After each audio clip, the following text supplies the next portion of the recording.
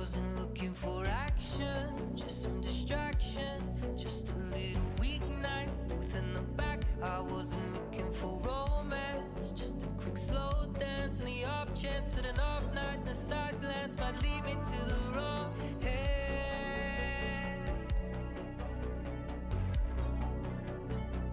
I wasn't looking for you.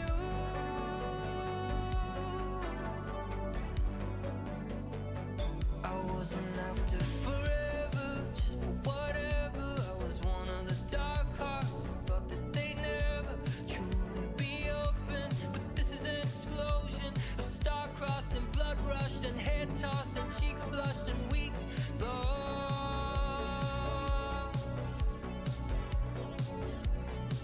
I wasn't looking for you.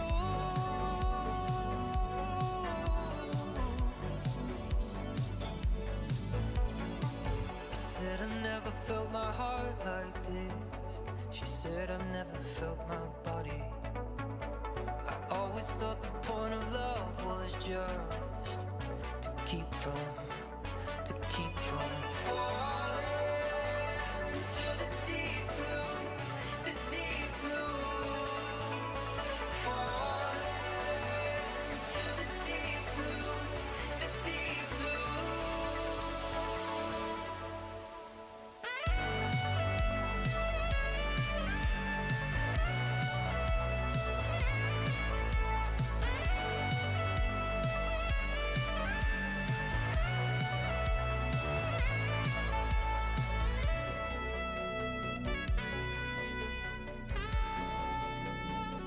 I wasn't looking for devotion, just cheap emotion, but I found love like an ocean. On my second whiskey, your eyes tried to miss me, they lost control. I didn't know I had a soul until the moment you kissed me.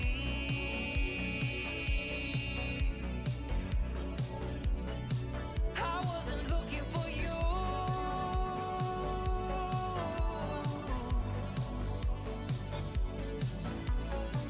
I said I never felt my heart like this.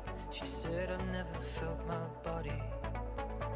I always thought the point of love was just to keep from falling to the deep blue, the deep blue. Falling to the deep blue, the deep blue.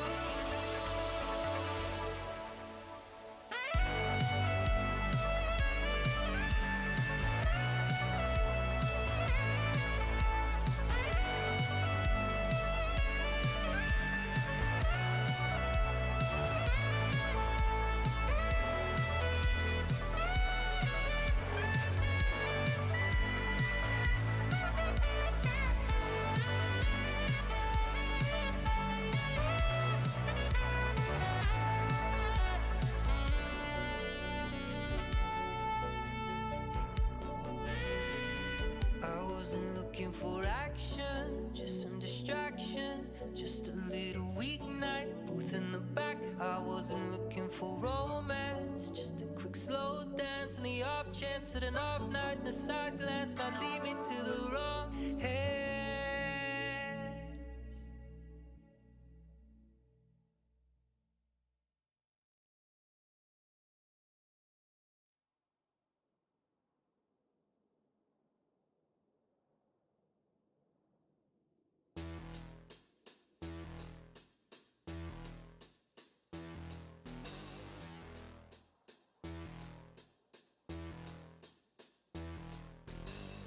There was a moment in the darkness, just before the blinding light. The world was standing there before you, just out of sight.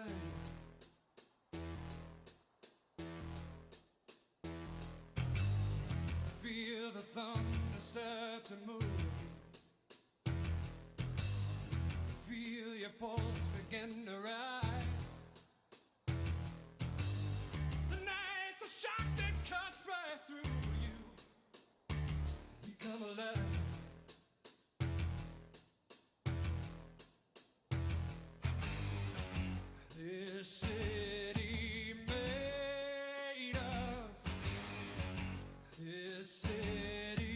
have your fucking stream open though for the beginning of Demon Souls. I swear to God.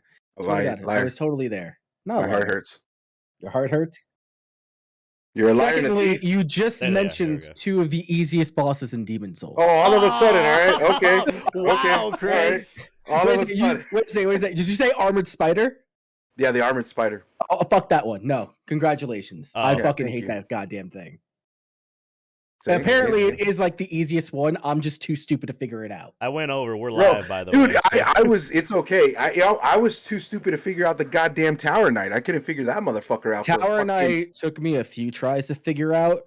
But it was just like, let me go kill all the ads on the wall, and then I'm just like, wait, where's the gimmick? Isn't there a gimmick to this fight? And then it's just like, no, just fucking go toe to toe with him. And I'm just like, basically, and that was the thing that fucking pissed me off is that like I was just like, oh, let me look at the strategy guide for this shit, and it's just like, oh, use magic. But if you don't have magic, just bob and weave, go in and out, and fucking go toe to toe with him. And I'm like, dude, that's what I've been doing. Demon Souls, especially for the early game, in my opinion, is so like non-melee friendly. Because between the Armored Spider and the fucking the Tower Knight or the Tower Shield Knight, whatever the fuck it's called, their weaknesses are heavily based in like magic. Like it sucks. It sucks fighting those motherfuckers. If you're not specifically speccing in that, then you won't even be able to get like really strong weakness for them. Basically, we're here for the basics. Eddie's pretty basic. You heard it here first, folks. Yeah. I'm basic. I'm basic B. Eddie done changed everything around in his fucking stream setup, and I gotta fix his camera too. Yeah. What do you mean? What do you mean to fix my camera? My camera don't need no fixing. You're a liar. I'm gonna fix you good. Fix me good. I don't like. You want to see Chris reach across the screen and slap Eddie in the jaw? That's rude. Do it. Rude, but I'll give you $1. Who said that? TJ? TJ, bring it. Bring it. I'm all jacked up on Mountain Dew, and we just got pizza. So what's up? Hell yeah! All right, well we're live. I already had a Red Bull. Yeah. Hello, everyone. I'm back. Hello. Who the fuck are you? Get this motherfucker off our podcast. I'm looking at my beard. I'm just like, oh, I need to trim this. Let's go ahead and off the edge. You look like a great value Scott Ian. Yeah, let's go. I was gonna say, let's reintroduce our new podcast member, aka the Somber Gamer, in about 20 years from now. Incredibly somber. That legitimately got me. That was pretty good. What is it now? Santa Somber? Is that what his Twitter Santa is now? Somber? Yeah, that's what he's at. Papa Somber. I don't like that. We while you were gone, Eddie, we said that your cat was taking your place of you. So now we have an animal mascot that we. Dude, we need to see. Look, let's commission art of Kitty, and then we can put it on T-shirts. Yeah. She's looking at me like no. She's like no. That guy. She's like no. I don't Get know the who fuck he out of is. here. She's like, I don't work for free. Yeah. We'll give Just her some kitty just reskin the cat. Well, that sounds bad. Don't skin the cat. Reskin the cat, huh? I was gonna say reskin the cat from Trigun that is just there. It doesn't really. I think it has cat. any, Yeah. Yeah, it's just eyeballs and pointy ears, but that could be your cat. Love it. So, yeah, welcome back, Chris. Thank you. It's good to. This is the first time we've had 4 people on here in a while. So yeah, I'm gonna have my money. I think it's almost 2 months. It's been a minute. Every week, Chris is like, "I'm coming, boys," and then we get 15 minutes before he's like, "I'm out." Yep. Dude, like I don't even think about it. Because I see you, we see him once a week in the Megavisions meetings and shit. So it's like, oh yeah, I guess I don't see him once a week in the Megavisions meeting. You don't count. Wow. Okay. All right, gang. Had a good run. Yeah, Megavisions meeting is our other podcast we do. So yeah. Oh, I see it. No, I see it in the Discord when you guys are all hanging out in like the Megavisions team, like, and I'm like, I'm not there. I'm like, why am I not there? Like he's just like, all of Scrubverse isn't there, no. Yeah. No, we need to bring you on to Megavision so that we can finally take it. Megaverse. That's what happens when Eddie becomes a full-time member. Megaverse. I gotta admit, I was thinking the other day, I was just like, man, what if we like ever got big enough to like do our own like convention? And I was like, what the fuck would we call it? and it was just Scrub Megaverse? No, just ScrubFest. ScrubFest? Yeah, Hell ScrubFest. yeah. ScrubFest. Hell Yeah, we can't And have first one's gonna be at Megaverse. Denny's. Fuck yeah. We can't have Megaverse because Megaverse apparently already exists on Twitch and the fucking social Yeah. media platforms. Yeah. They could It's like some suck my Brazilian dick. kid. No, they can't. I mean, Well, they we got could. lucky with ScrubVerse. I've told the origin story of ScrubVerse so many times. Shout out to FoxMac for basically naming this fucking company. So Yeah, you encountered the opposite of what Megavisions has, whereas we got called out for having Sega in things we tried to sell, and so everyone else can sell shit with Sega on their shirt, but not us for some reason. But everybody calls us Sega Visions anyway, so we'll just go as that again. We'll live. So, in the midst of the shenanigans, I forgot to send out the tweet. God damn That's it. okay. That's how every stream starts. Speaking of Megavisions, that's how every stream starts with us. So, Well, if I can ever actually fucking sit down to actually do a Megavisions fucking stream, but I'll talk about that in my week. So. Uh-oh. yeah. All right, boys. Let's. We got us a pretty good icebreaker. I think this one's gonna hit Chris and I a little bit harder because we actually pre-ordered this thing. Holy shit! All the cameras look acceptable. So Acceptable. Yes. I haven't read this article yet, but I'm going to introduce it, so then I'm going to pass the story off to somebody else, so get ready. So, Valve has completed the Steam Deck packaging for its February release. Chris, take it away. Oh, okay. So, like some weeks ago, Valve announced Shit. that the Steam Deck would get pushed back from its December release to February due to a supply chain issue. However, that didn't stop Valve from updating the portable system and sharing details, which remains a focus that now that they've shown pictures of the current final packaging for the Steam Deck. Recently, Valve completed the DV design, which is the design validation manufacturing build of the Steam Deck, and revealed that they will be using them for an additional testing and developing kits. By DV, they are usually referred to as the final prototype build before production begins. It'll include all of the major improvements of the late EV2 prototype, but there are still some minor tidbits that'll change before the product ships. So don't take everything announced as final yet. True. Unlike the past EV2 builds, they are now testing the final packaging design for the current units. Before developers can get their hands on them, though, Valve wanted to give you a sneak peek of the final packaging that customers will see in February. Upon opening, you'll see all of the supported languages on the ceiling of the package. The charging and power guide will be at the bottom of the Kickstart device. Underneath the goodies, one Steam Deck and one power supply, which Valve reminds customers in their post that they will receive the appropriate power supply based on their region. The Steam Deck will have a 64 gigabyte or 256 gigabyte carrying case, depending on which versions the customer has purchased. Setbacks aside, it's great to see Valve communicating to their customers by sharing what will be in their hands soon. The only reason we read that verbatim is because it was from the Megavisions website. So go check it out over on megavisionsmagazine.com. Or no, megavisions.net. Megavisions.net. God damn it, I forgot. Damn it, Corey, you're drunk. Not drunk. Yeah, I'm go on over to high. megavisions.pizza and you'll find it there. What's that? I've been watching a lot of Red Letter Media, and they coined a phrase, pepperoni pizza pie peephole.com. Oh no. And you can go to it, and when you open Usually, go ahead. I was going to say a lot of Giant Bomb podcasts they would always end up with saying some joke URL, and to the point that now they own videogames.com. That's pretty good. So, and it was I remember, I don't remember which, I think it was Too Many Games. I went to a Psycho Stick panel, and they like own the metal parody band Psycho Stick. They own the different spelling, because no one can spell the word psycho. So they have the different URLs, which, it'll be like PSYKO or whatever. And it starts out with, "Yep, you spelled her name wrong, idiot. We're directing you to our actual page now," or something like that. Well, I think it was Brian from Ninja Sex Party paid for like but.net redirects to the NSP website or something like that. So Nice. We need to do that with ScrubVerse, but I looked it up once, like how much it would be to get like a URL or something like that. And like if you want a .com, you better be ready to slap down some fucking dollars. That's all I gotta say. I remember someone I went to high school with, he's definitely doing okay right now, but he was one of the smarter kids, because he like his senior year of high school, he bought a bunch of URLs, and it would be like the town I went to, insert town name, fire department. Like things that companies and like businesses did Silent not Hill know existed yet, and like would sell them to the companies. Yes, I went to Silent Hill High School.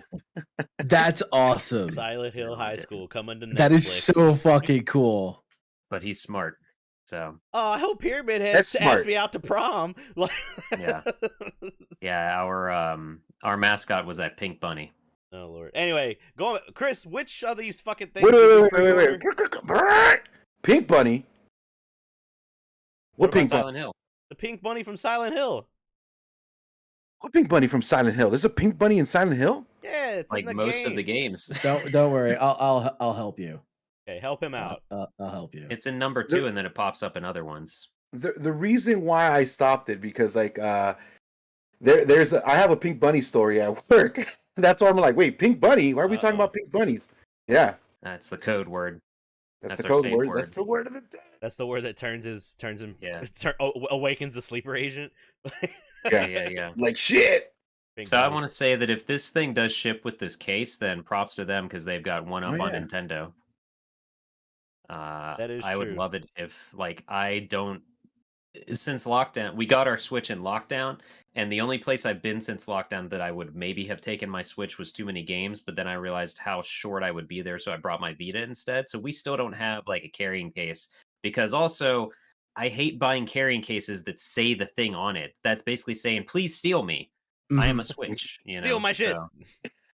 Theory. What I want out of the carrying case is I would actually like to see the new headphones that have been out for like the last 5 years or some shit like that. They're this pod, but it's a charging case. Yeah. So I would like to see a charging case, portable charging case for the Steam it's Deck. just like you slide it in there and it just like clicks in place and exactly. I think that would be ideal because it doesn't have a long battery life to begin with anyway. I think it tops out at 3-4 hours. Yeah. And nobody wants to be connected to a fucking wall with a portable fucking device. So especially one that runs shit at this quality. So So I think that if they were to have a fucking a carrying case that charges, that'd be fucking dope. I'm just happy that I kind of forgot I still remembered that I pre-ordered one, but I always forget that I pre-ordered it until I see it on Twitter. And I'm like, oh, cool. That thing was supposed to come out in December. That would have been neat, but it's coming out in February. Okay, that's still cool. So yeah, because you're a sensible person on the internet. Yeah, you're a reasonable person. Or I mean, honestly, too much shit. Well, not only that, but I feel like a mist of everything that's been going on with all these big game developers that have just been showing up with false promises. I know this is a console and it's a big thing too. So, but I feel like instead of just releasing a fucking shitty product, they're just kind of hey, you know what? Maybe this will work. It sounds crazy, but people can be reasonable, right? If we tell them we need some more time to work on this project because we're trying to deliver the best possible and quality product to the consumers out there, it's so crazy, it just might work. Remember when developers released finished games? Yeah. No, I don't. Remember when there wasn't any DLC? What'd you say, Scotty? I said no, I don't, because I grew up with Capcom games. Oh, womp womp. Yeah. Yeah, the DLC was the sequel. Yeah. Or if it was Street Fighter, it was just another fucking version of it. I guarantee you one of the lines in the product meeting for this thing or whatever meetings they have for this was someone had to have said at some point, guys, people are still in lockdown in some areas, so I don't think we need to rush getting a portable system out there, you know? Yeah. I'm sure that was a line. We might have some good time right now, so. Right. Shit. It comes out in February? That's going to be my Valentine's Day gift to myself. So I mean, I gotta set aside an entire fucking month's worth of rent from Seth just to get that bitch. That's true. Forgot. I was like, $5 is really nice for a pre-order. Now it's coming time to be all right, pay up, bitch. Yeah. I kind of similar thinking of this. I recently, last week I mentioned I bought that Burnout game on PS2. Yes. And we'll get into my pickups eventually, but I was at Warp Zone again and I saw they had the Burnout game I wanted, but on original Xbox. And I was like, oh, can that work on 360? Because I don't have an OG Xbox. And then when I get home, I'm like, oh yeah, the 360's hooked up. Maybe I should have bought that. And then, but in the back of my head, I'm like, oh my God, I can't wait for the Polymega to be here so I don't have to think about what system I have to hook up to play a game I just bought. Yeah, because we're not in it. I mean, in my future house of like the game room, whatever cave insert thing here, I'll have enough space for all these consoles. But man, the Polymega is going to be a godsend because I'm also tired of trying to figure out where to put my tower power. Well, don't be surprised if you're still waiting another fucking year for it. I still haven't gotten confirmation that they're sending it. Why? Because I've been waiting like 2 years for this fucking thing to show up. I'm surprised that fucking Powell got his. And they've been doing really good on updates, though. They've been giving literal like crate updates of the crates like in the harbor that should have the Polymega on them. Stuff. I have not seen those. I also haven't all over their Twitter. Like looking at their Twitter though.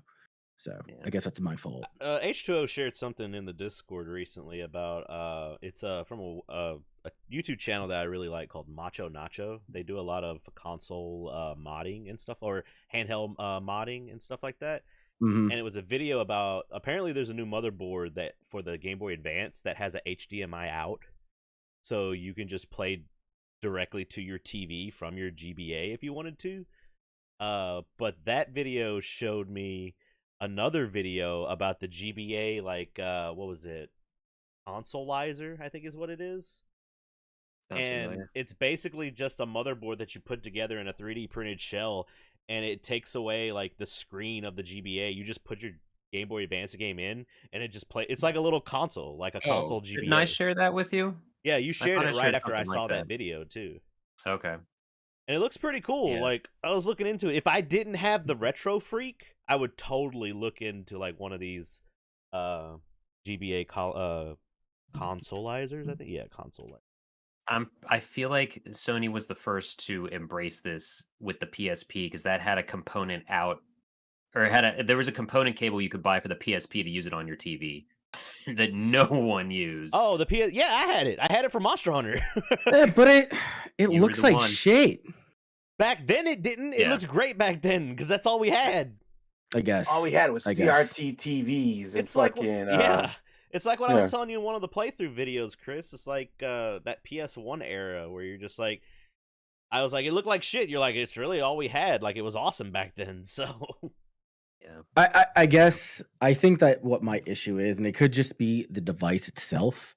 But I have one, and I used it, I want to say maybe a year ago. I just feel like the colors were just so washed out. But I also don't remember what display I hooked it up to. I wanted those early flat screens. That looks fucking cool. Are you talking about the PSP or the GBA? The PSP. Okay. The component thing. The component thing, yeah. Because I mean, like, I have the Game Boy player. Or the Game Boy, the GBA player. Bougie ass bitch. Look, man, I bought it when it was cheap. Yeah, I wish I would have. I really do. And like that always looked fucking great. And comparing that to fucking the whole component bullshit for the PSP, I'm just like, it's kind of whack. I don't like this. Yeah. Chat said that you have to use a GBA board to build the consolizer. Yeah, that's fine. I don't mind.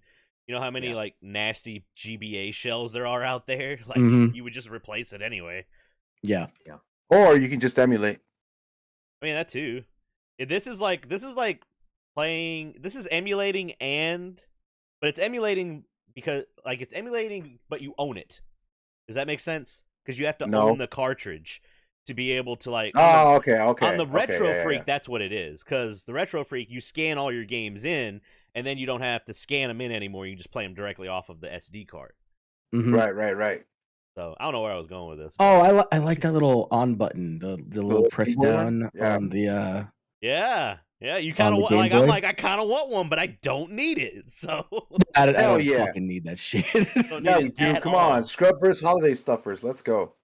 Dude, if you 3D print your own logo on it, That'd be pretty cool. So, anyway, back to the actual fucking story that we're talking about. Yeah, cool. I'm excited to check out the Steam Deck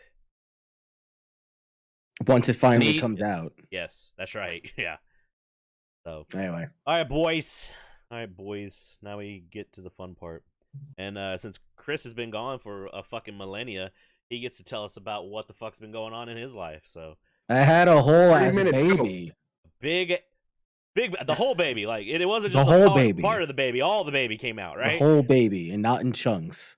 Ugh. It wasn't an abortion. It was an actual baby. We didn't need that. Whoa. Sure. You opened the door. I walked in. No, anyway.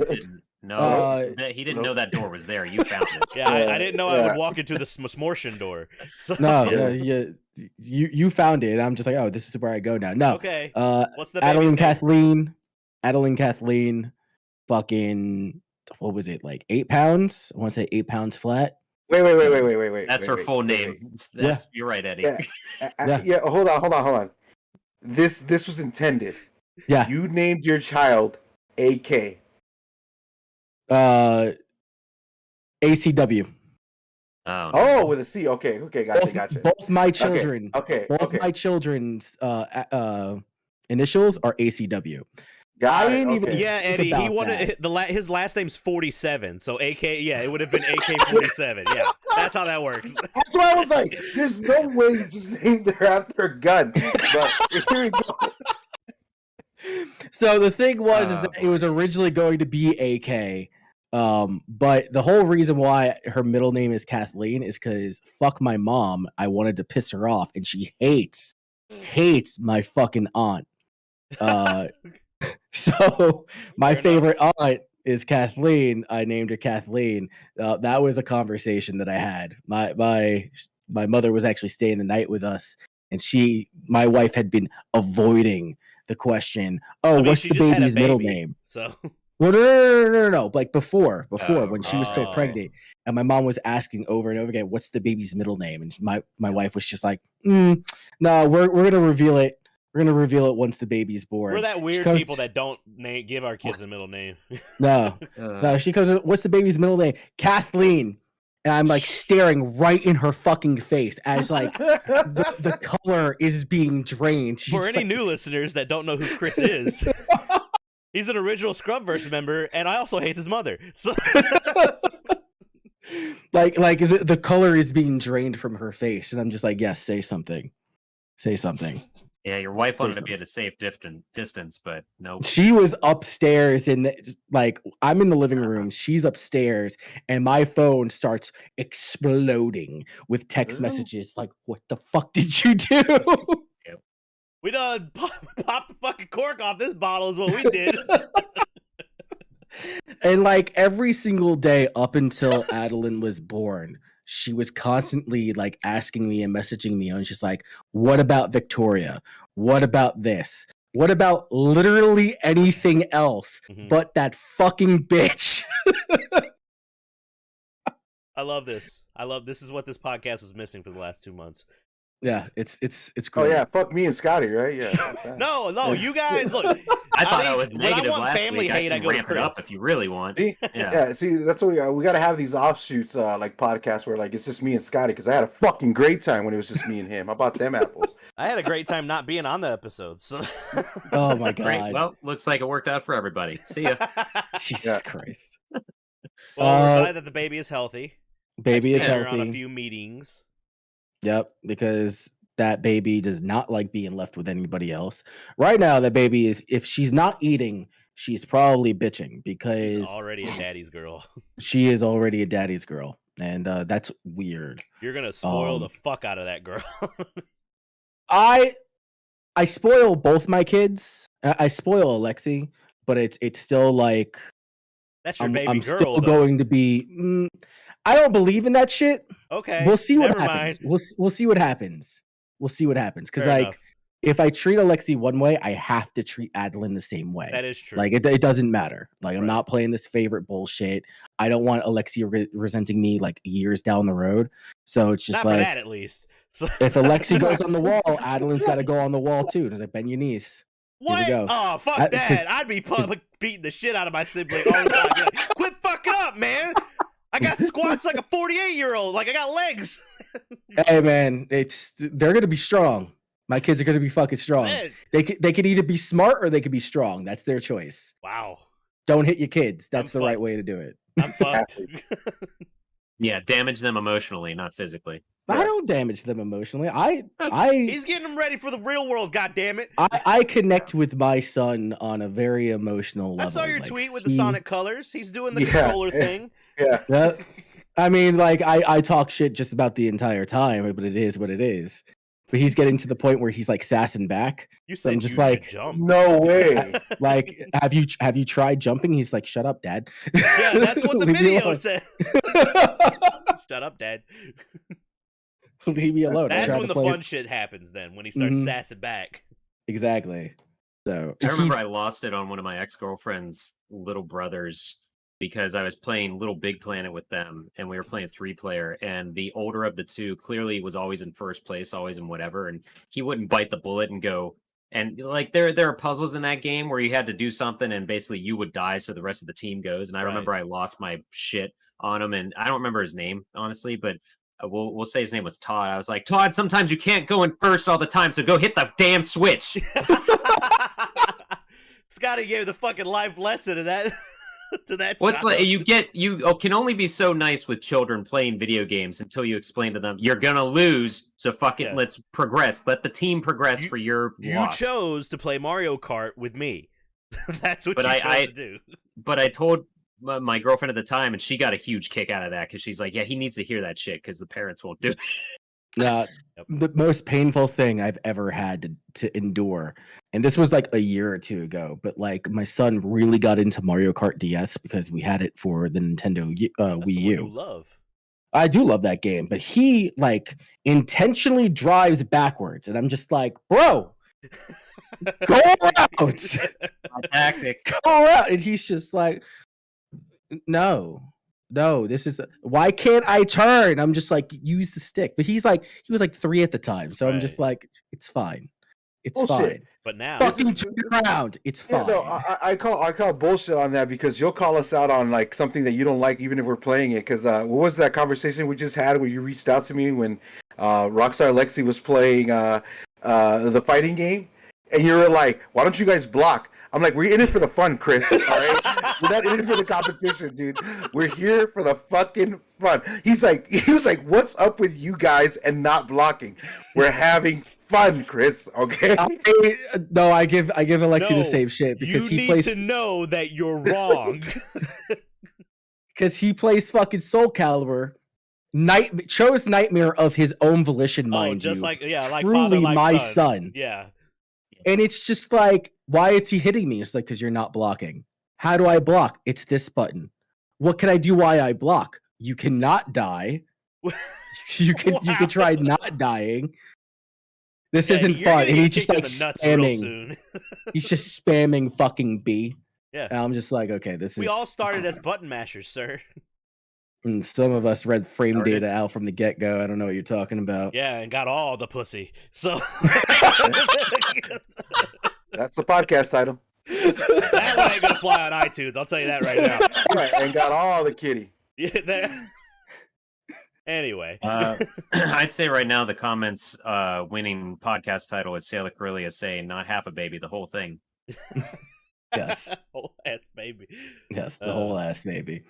Besides that, while I was gone, I finished my Katana Zero video. I'm pretty sure that I haven't talked about that. That was a decent video. It's resurging for some fucking reason. Yeah, you're up to like almost 8K views on that. I'm almost at 10K. Man, that's awesome. I'm glad we're almost at 10K on that video. I put so much work into that video. The joke is I didn't do shit but voice some lines. That's all I did. Corey voiced all of the developer lines, and I think there was like I think he recorded like 6 of them. I only used 4. And yeah, no, you carried that bitch on your back, bro. Just it's a pat very yourself good video. on the back. I'm very impressed with it. So good job. I'm also mad that within the span of like 6 days, it had more views or blew out the water of all my fucking Guilty Gear shit. Not combined, but like my best videos. And now like it's like 10 or 12 likes away from overtaking it. And I'm just like, tell me why one of the random Mega Man Legends videos got 500 views in like 2 days for some reason. That's Scotty crazy. Mofa show was in it. That's why. That's right. I mean, yeah, everybody really digs my data voice. I fucking hate it. I would put you as my phone GPS voice. I'm just letting you know. You could tell me what to do any day of the week. You know, so I'm starting a list of things that we have to do when we meet up for MagFest. You know, we have to do a data dance video. That's what we're doing. It's the two of you us get a whole crowd to do it. Sure. Gross. No, I mean, we'll have like a boombox going in the always background, and oh yeah, you can find the Servo Bot cosplay and fucking do it with them. Right. I mean, anyway, yeah. No, the Katana Zero video came out. I've been doing a lot of work for Megavision's issue 2. Issue 1 came out really solid. Working on issue 2. Almost got all of the articles in. We're just waiting on a few more. And then we hand everything over to the design team and then just do it all over again for issue 3. So hopefully that will be, I don't know. Did we announce when that would be coming out? Because I don't want to. Tomorrow. Not yet. Nope, no. Not yet. No, not tomorrow. You heard it here first. Shut up. Hey, that's not our company. We can do that with ScrubVerse. We can't do that with Megavision. Okay. Okay. But hopefully it will be coming out very, very soon. Besides that, was playing a lot of Shin Megami Tensei 5. If anyone keeps on saying that it's Persona without the heart, I will kick you in the fucking shins. I'm gonna kick you in your shins. You said Shin Megami Tensei is just better Pokemon. It is better Pokemon. Yeah, I'm glad I got that dick cherry 100% better Pokemon. Bro, like easily 100 hours just fucking dumped coming up with new demons, new abilities. I created a slime that is resistant against everything and knows fucking like the strongest multi-hit almighty attack. It is amazing. Okay? I don't want to fucking hear. I made a black slime that drains everything. Okay? Everyone that's ever said that though, I want to state for the record, are big ass edgelords. So okay, like the fuck me. I don't care. I don't care. It is better Pokemon. And you fucking plebs can't fucking see that, okay? So plebs. Chris, didn't you buy the double pack of Pokemon? Not for this new one. I thought you did. I thought you would. Nope. If you loved your kids, wait. So for clarification, Shin Megami Tensei 5 is not Persona? Yes, for clarification, but it is not Persona. So, like, I've always maintained the idea that if you are and not that you like Persona, not that you really like it, but if like your entire personality revolves around you, like just every single day fucking posting Persona fan art and talking about how you love all these fucking characters and you have like fucking dissertations at a fucking doctorate level about these games, that you had no friends in high school. Okay. Damn. Okay. Like you had no friends in high school. We worked with somebody at Megavision's one time that fit this bill. Like this individual. I can fucking see you coming a mile away. God damn, dude. And like if you are that kind of person, I understand why you like Persona so fucking much, because you had no fucking friends in high school. I'm not sorry. I mean, so keep hanging out on Tumblr. I'm gonna argue with you there, sir, because I enjoy Persona 4. And yeah, Persona 4 is great. I'm not saying if you like the game. I like Persona 5. I like Persona 4. 3 is kind of like a little bit rough. But this is not me saying like if you like Persona more than you like Shin Megami Tensei. Not that you are allowed to like one thing more than the other one. But if you are a religious zealot for fucking Yu Narukami, I don't know what to tell you. I honestly don't. That's just nobody sparked this, but go ahead. So me, I spark this. It's just the pet peeve is coming out, and I want somebody to fight me, and no one's taking my bait, so I'm gonna take my beat and go home. I'm just waiting for the all furry crossover. Fursona. Persona. That's happening in real life. We're never gonna get a game of that. Yeah, we should. We got to get back to conventions. I mean, if you check the adults only section of Steam, you're bound to find something along those lines. 100%. 100%. We've got Eddie's Amazon Confessionals and Antichris's Angry Corner. So. Thank you. I like Amazon Confessionals better. The sleeper hit that I've played since I've been gone, there is a game that came out by surprisingly CyberConnect 2 because they're just known for good quality games. Cough, cough. But fucking, there's a game called Fuga, Melodies of Steel. And speaking of furries, it's like furries, it's like all like cats and dogs and shit like that. But it's like Advance Wars. So that's what I thought it was, but it plays a bit more like One Step from Eden mixed in with that Advance Wars style of gameplay, where it's like Mega Man Battle Network.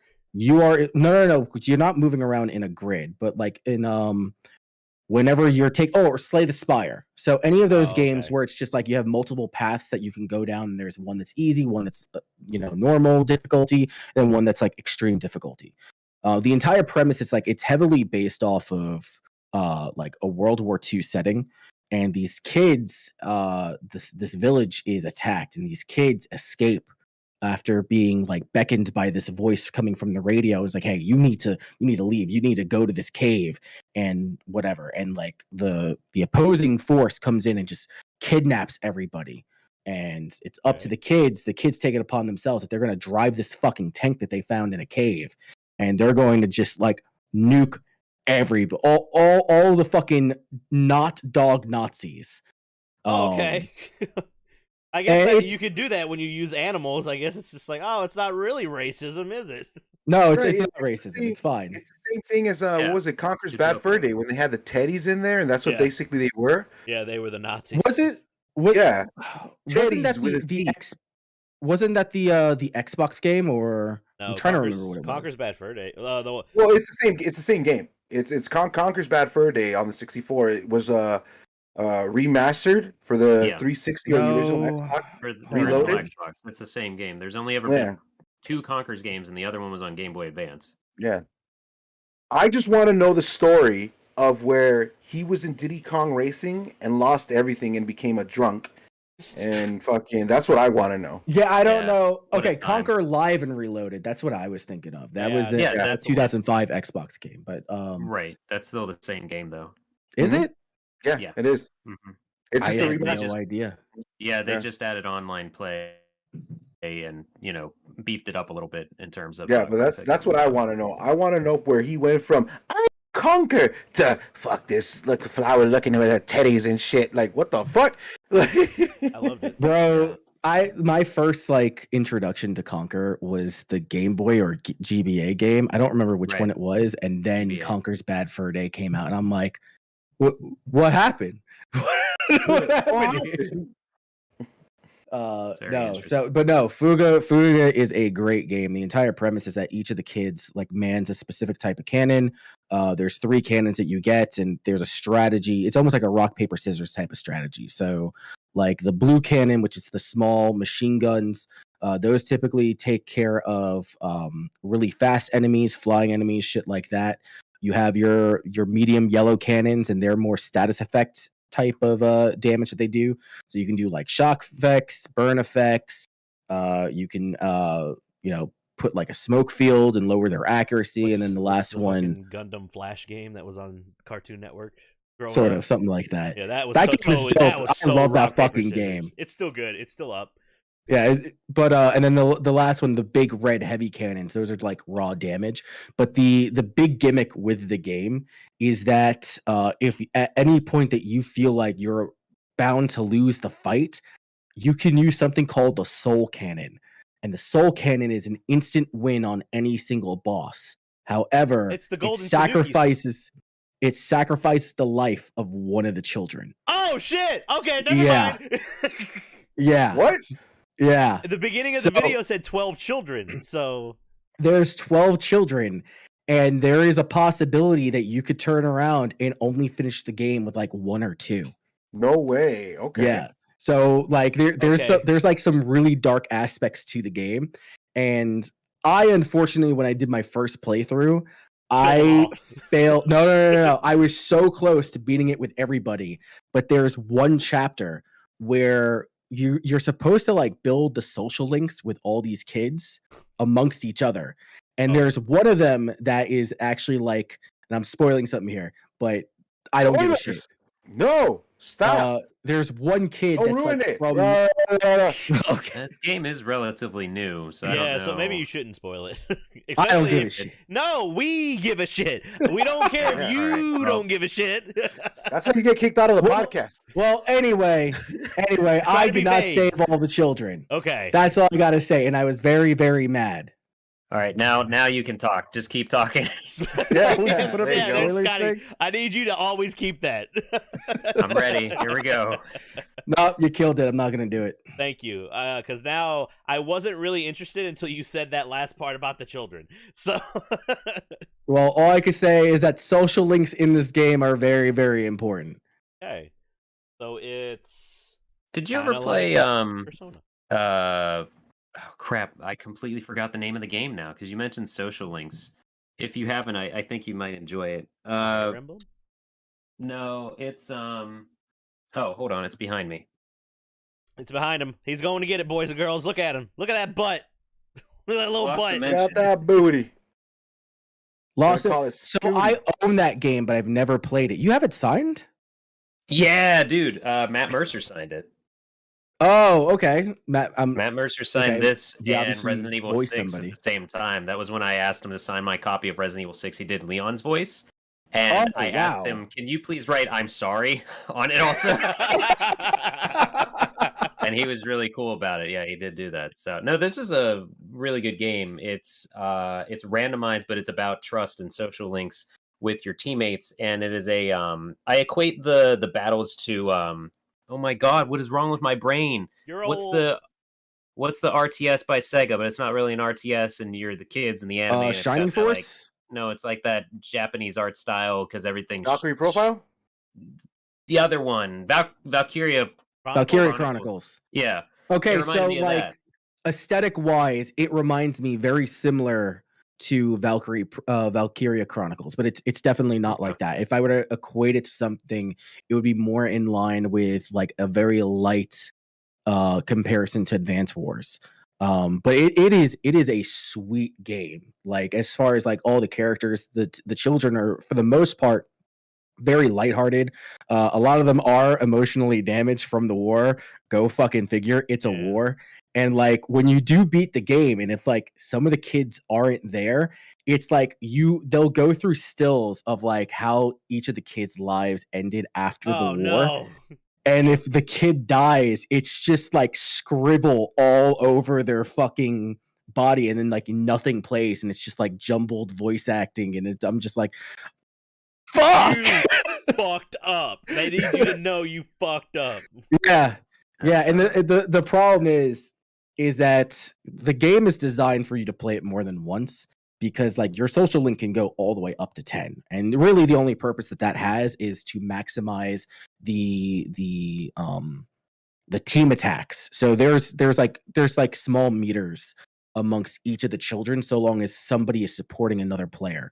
So like you have your 3 main cannons that are going off, but they're being supported by somebody else. And like some kids have like a passive ability where it's like, oh, we're going to reduce all of the magic cost for your special abilities, or we're going to increase your accuracy, or we're going to increase your raw damage, or hey, random effects happen during battle, or heightened critical hits.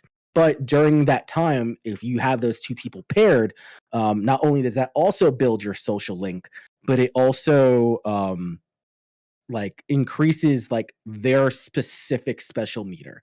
So I mean, like one character resource management. That's why you love this shit.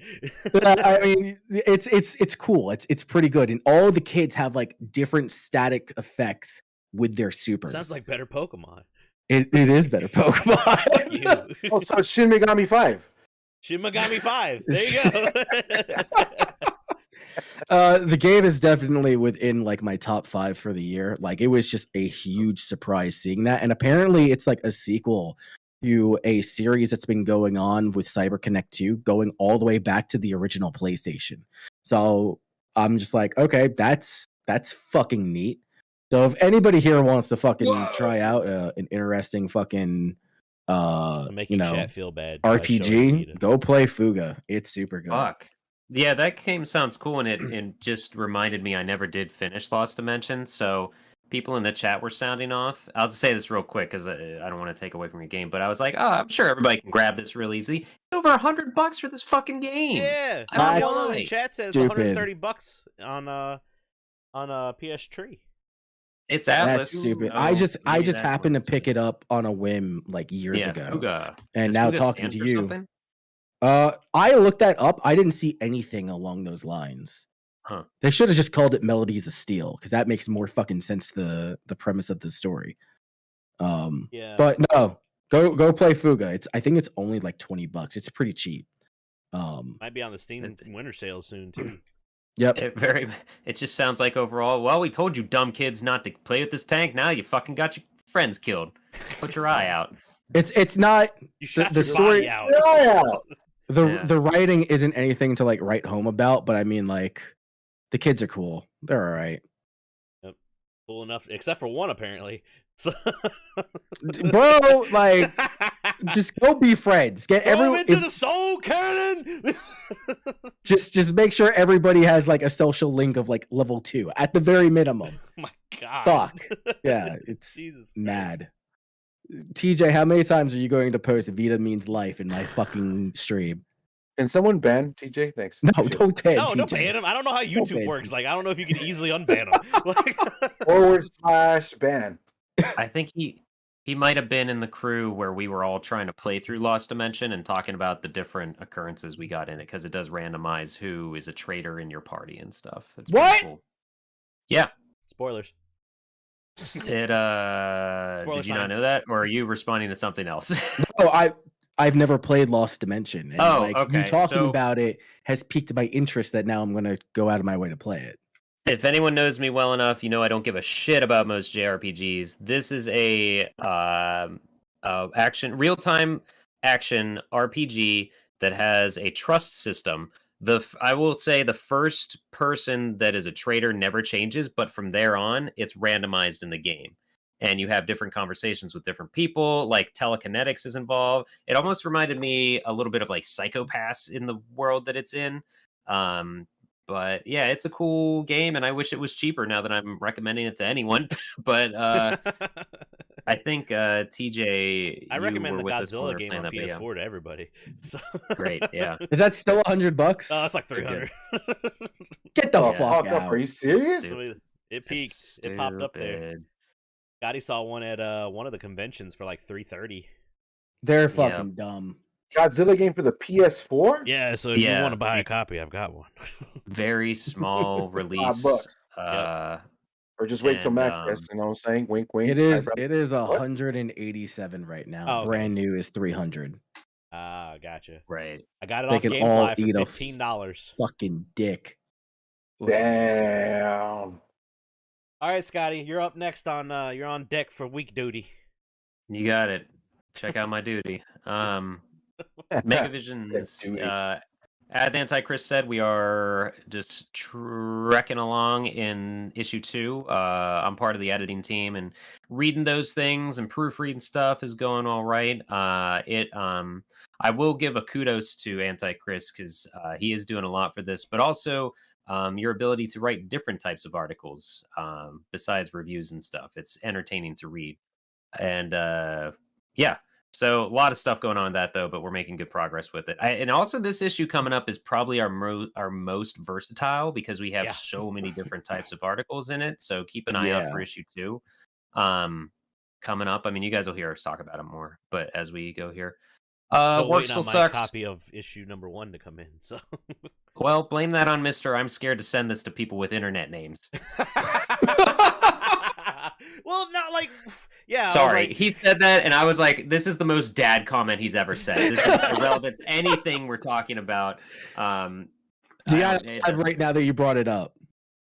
What's that? You gotta elaborate on it now that you brought it up. So, okay, quick version is people who watched the Dreamcast Marathon won copies of issue number 1, the reboot, and I've always mailed stuff out to, T-Bone, who's awesome, and shout outs to T-Bone.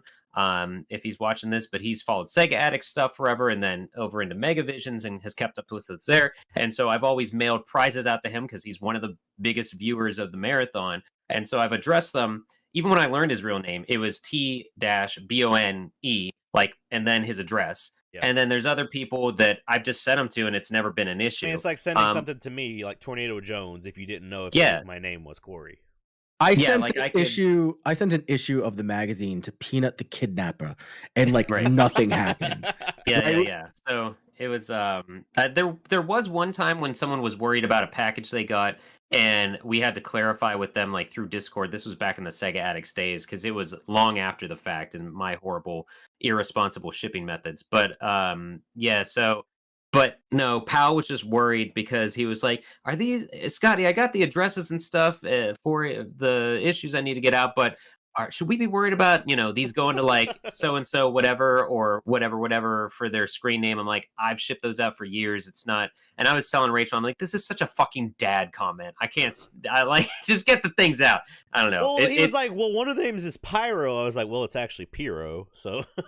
Yeah, so it is what it is. I remember, so we can talk shit on him. So I sent something to someone and I addressed it to Shadow Level 42069. It was not their real name, but I just wanted to give them shit for whatever, and it went to them fine. They didn't appreciate the looks they were getting at the post office, but it still got here you go, Mr. Dogfucker. All right, there you go. Yeah, wow. Yeah, the post office, USPS is not going to give a shit.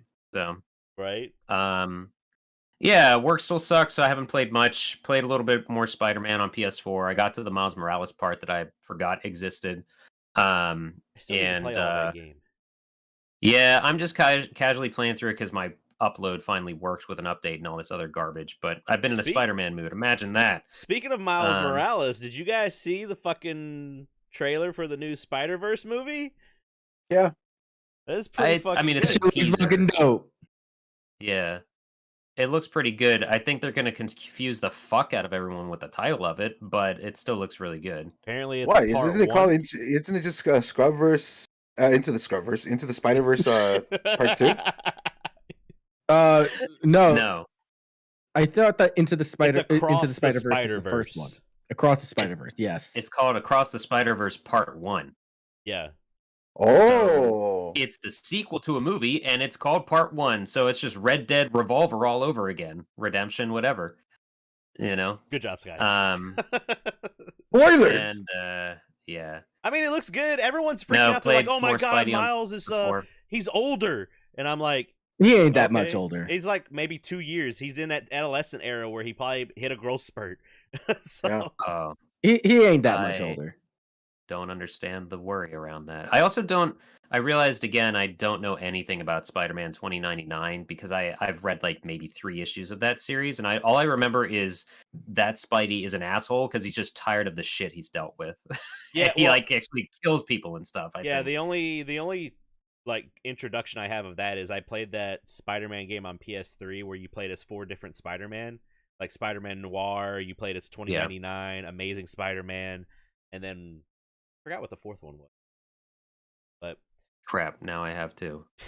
That game's pretty good. So anyway, but no, sorry, Scott. You're talking about Spider-Man and everything. I just that's okay because it looks fucking cool. Give me a chance to enjoy my cider. Got to get it while it's still around here, right? Shit. There you go. I found out recently. Since you said cider, I found out recently. Them's fighting words. I never knew that just apple cider is just the juice from apples. That's exactly what it is. Delicious. I guess I always think of it as spiced apple cider. Sorry, I had to get it out there. But you got to add more stuff to that. But yeah, just apple cider is just you process a bunch of fucking apples in a food processor and then strain out all the juice. Yeah. There's a local farm near us from these where fruits? we get it. How about that? I thought that you add cinnamon to it. That's for the spiced version. Yeah, you don't. Yeah, you add cinnamon. Yeah, you're not spicy enough. Yeah, you add cinnamon, nutmeg, anything else you want to it. When you cook it, that makes spiced apple cider. Just apple cider is just the juice from apples. Isn't that just apple juice? No, apple juice is full of fucking sugar, Eddie. No, yeah, apple juice is like overly processed crap. I lost my train of thought because someone said Ben Riley, who's Scarlet Spider. We'll have to take you to the farm that we get this stuff from next time you're in town. Yeah, it's going down. Take me to the farm. Going down. Why is he back? Oh no! The last time I went to a farm, there was a Christian retreat followed up by it. So I'm okay. I'm okay. Eddie will never come visit me. All right, now I'm multi-air. So what else? Oh, we played a little bit of Moving Out. That's a good stress relieving game. I cannot recommend that game enough to anybody. The game, it's just called Moving Out. Moving Out. Yeah, like it was like legitimately Rachel was pretty anxious after a day of work, and we zoned out with Moving Out, and we were both in better moods after that. It's a fun, goofy. It looks a lot like Overcooked. It's up to 4-player, and it's on everything. I've seen this. It's a fun, dumb, goofy thing, and you can totally. It's fun to unlock bonus stuff, and like you do these bonus objectives. Because one level was like, "Oh my god, this is just like the garage from Ferris Bueller. Let's send that Ferrari out the fucking window," and that was like a bonus objective. I was like, "Oh, okay. Well, we got to keep finding those." Scotty just found our first multiplayer YouTube play series. It's a lot of fun. It's a really good game. But otherwise, though, finish the Cowboy Bebop live action Netflix series, ladies and gentlemen. I'm starting it this week. I am tired of being angry about it, and I vented on Twitter and the social medias and stuff. I watched a bunch of like analytical videos and shit on it.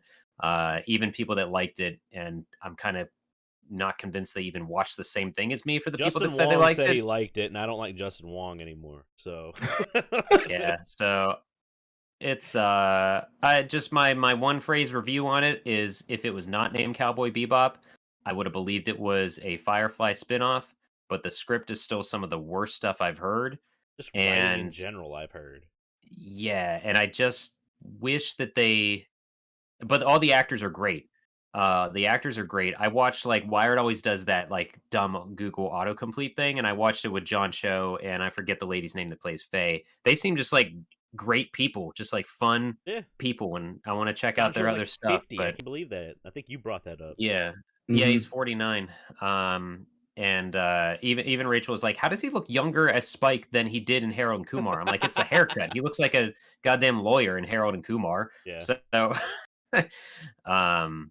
yeah, but it's it's whatever. We watched the first episode of the anime the next day, and was just like, man, see how much character development was in this 21-minute episode compared to that first hour episode. This is such a good series. And I want to watch the anime, but I don't want, because you said don't watch the anime and then watch the live action. So I'm gonna get the live action out of the way because I am wanting to rewatch Cowboy Bebop. Yeah, it's good. The anime is good. Because I recently got I think a couple years ago, like Amazon had the like Super Cowboy Bebop DVD and Blu-ray collection box set for like $40. That's been on and off sale, yeah. Now I looked it up recently. That thing's up to like $200, and I just recently got it back from a family member. And I told him, I was like, "Give me my shit back. That's worth money." Anyway, yeah. I don't know. The live action, like even if it wasn't, it's just not. I don't know. It looks pretty, and that's it. It just wasn't for you. You're like, I didn't like it. Yeah, I realized in retrospect how much they really screwed up a character that they should not have even named a person in this new series. They shouldn't have even named them the character that they did. And I won't say who or why or when or whatever, but it is, yeah. Oh, boy. I don't know about that. Han Yolo said Bebop's literally written like How I Met Your Mother and Big Bang Theory. I would not compare it to either of those. I've unfortunately watched a lot of those TV series, and I would not equate those to each other that way. Is he talking about the live action or the anime? I assume the live action. I think he's referencing the live action because he said before that Firefly is more Bebop than live Bebop. Oh yes, very much so. My bad. Yeah, sorry, I'm having a hard time keeping up the chat, but it's This is why we don't focus on chat. No. Shut up, it Eddie. is. I detest Big Bang Theory. I cannot sit near a conversation about that show. I hate it so much. And but What? How I Met Your Mother. What? Don't do this. Don't. Eddie, How I Met Your Mother is a prime example of how the main character in a show is the most boring aspect of the show, just so they can be the every person that you put yourself into the place of. Yeah. But like once you realize that about How I Met Your Mother, it's like I don't care what happens to this main character. I fell out of that after about season 4 or 5, and I was like, I don't give a shit about this show I watched anymore. it for a while. And then Big Bang Theory, I actually liked in the beginning. I liked like the first 2 seasons, and then I saw what it was becoming, and I was like, I don't like this no more. And then I saw what it became, and I was like, I really don't like this now. I hate that show. Yeah, but I don't know. Like the Bebop is just there. I really don't think it's going to get greenlit for a second season, but who knows? Oh, I thought it already did. I thought it already got a second season. That's what I thought too. It hasn't. Rumors. But they, I'll say this, and then I'll end it with this because I really could talk about this forever. I think the reason anime is so strong when it is they stick to that 26 episode format typically. Yeah. And that's a sign of good, solid writing. If you can have a good story, you have your arcs, you have your character progressions, and then you know when to end it. You can throw in movies like in between and like, well, that's like the Cowboy Bebop movie is just, it obviously happens before the series is over. But I mean, it's just like My Hero Academia, their movies or all that stuff too. I haven't watched any of that, and I don't know. I'm just behind. I haven't kept up with current anime since I think Tokyo Ghoul was new, so I'm behind on everything. Oh wow. Old man, but like Scotty. So. Oh, I don't. Yeah, I'm with Scotty, honestly. It's hard to want to keep up with anime because you get flooded with all the bullshit from the fans. Unfortunately, there's a lot of ass anime out there too. So. Yeah, it's That's it. When anybody talks about anime from now on, I'm just gonna be like, yeah, I watched Tenchi. That's it. Like. I watched Tenchi Muyo too for reasons. Yeah. But no, that's what I'll say is like the writing of this show is bad in my opinion because of how it ends, because they leave it so wide open that it shows like to me it translated to, if we can make more money with this, let's leave it open so that we can just keep going forever. And it's like, no, if you can tell a solid story, then people will want more of it. And then if you have good enough writers, you figure out how to write around that stuff and continue the series. You don't leave it fucking open like this. Yep. So just watch Space Dandy. I mean, look at Walking Dead. That show wasn't entertaining past half of season 3. So I followed hardcore, and then after season 3, I was like, I don't give a shit about this anymore. Like, never watched the episode of Walking Dead. Whatever, Eddie. Yeah, I saw a few. They were okay. Go over there. Get away from us. I really like. Yeah. What am I talking about? I knew this was going to happen, but I'm honestly said less than I thought I would about Bebop. So I'm exhausted. Go check out Scotty's Twitter. He talked about it there and on Instagram. Yeah. If you want to see his detailed thoughts. In bullet point form, sort of. In Twitter essay form. Speaking of everything being about me this year, these past 2 weeks, I saw the Resident Evil movie also. How was that? If it happened 20 years ago instead of the Paul W.S. Anderson, Mila Jovovich shitfest, I would have fucking loved this movie. I would have been like, this is it. This is what it needs to be. Because it's the second coming of fucking Jesus. Yeah. Zombie Jesus. Yeah, because like I still like the first Paul W.S. Anderson movie because it feels like it's far enough of being in that universe, but not remaking the movie or the game in a movie. I can rewatch this the one. First one. Yeah, and then they tried too hard to be relevant to the game stories and just went all downhill. But this one, I did not know what the story was going to be, and this is not spoilers. I'm just prepping people. They try to put the first 2 games into one movie, happening consecutively. Simultaneously. That's not the word. What's the word? Simultaneously. Yeah. Which is Could sort work. of what happened a little bit, but I liked that they had Lisa Trevor in there because that was the coolest thing about the original Resident Evil, the remake of that on GameCube and everything else. I thought Lisa Trevor was the coolest thing they added to that. For those that don't know her story, quick version is it's a retelling of Frankenstein, sort of. But so I thought it was really cool how they had her in there and involved her. But there were too many characters in this movie. Like 15 minutes in, they've dropped the names of like 8 characters in Resident Evil canon, and I'm just like, where is this going? Like, I'm able to keep up with this because I know the lore, but I cannot imagine this being entertaining for anyone that has no clue. Just like Barry's over here, then Chris Redfield's over there.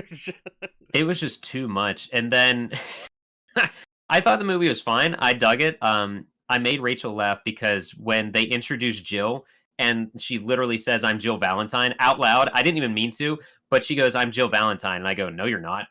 I didn't mean to do that. My gut reaction. Wait, Jill Valentine is in this movie? Oh, imagine that. Whoa. I wish she was introduced and she's just eating a sandwich. Like, they just play into it.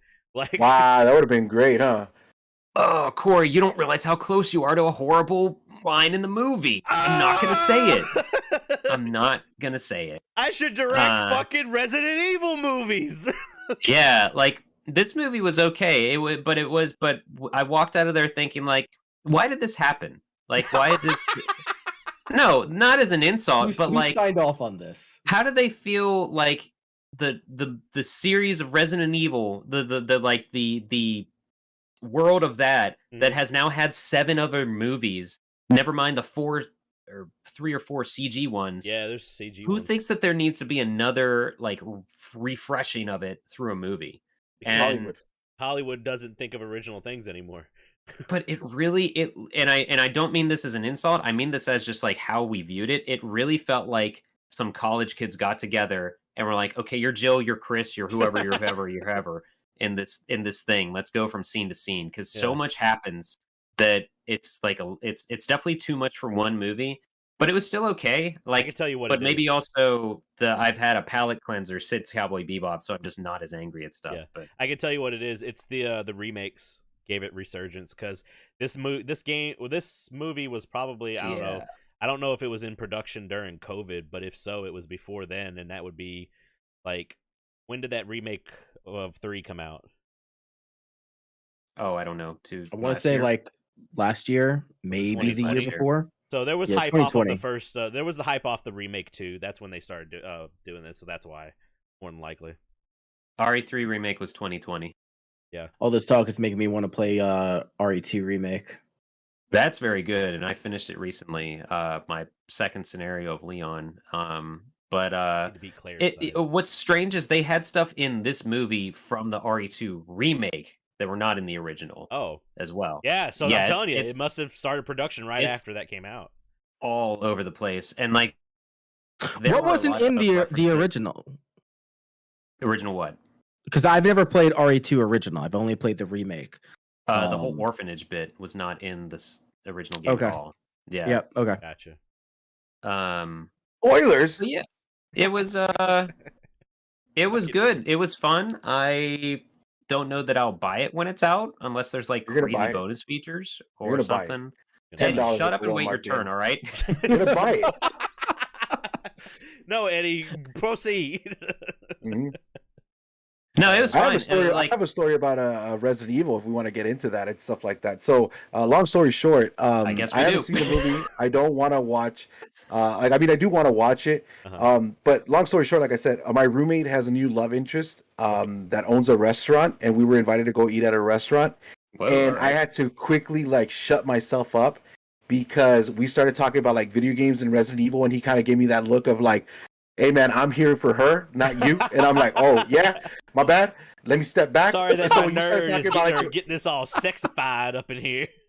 Yeah, so when you started talking about Resident Evil, I was just kind of like, I started thinking about that. I was just like, I had to like, yeah, you're right. Like, anyway, so let me go make a phone call. Like, I gotta go take a shit. And you just like walk away. Like, I got massive diarrhea right now. Hold on, guys. Diarrhea is the truth. I'll tell you what. Anyway, that's it. Jimmy. All right, yeah, Resident Evil. And then lastly, I'll just do some quick pickups. I went and returned my broken Knuckles Chaotix to see about getting that repaired if possible, and they had on hold for me this bad boy. Yeah. I want one. For audio listeners, it is the fight stick for the Dreamcast. There it is. He's hitting the buttons. Hopefully it's on his recording because I can't hear it in the Discord. So I can't hear it at all. Really? You can't hear it at all? Maybe if I keep talking and I tell you about all those cool combos I'm doing, right? Stop that. I'll make sure to edit it out. It's okay. Yeah, okay. Thank you. Yeah.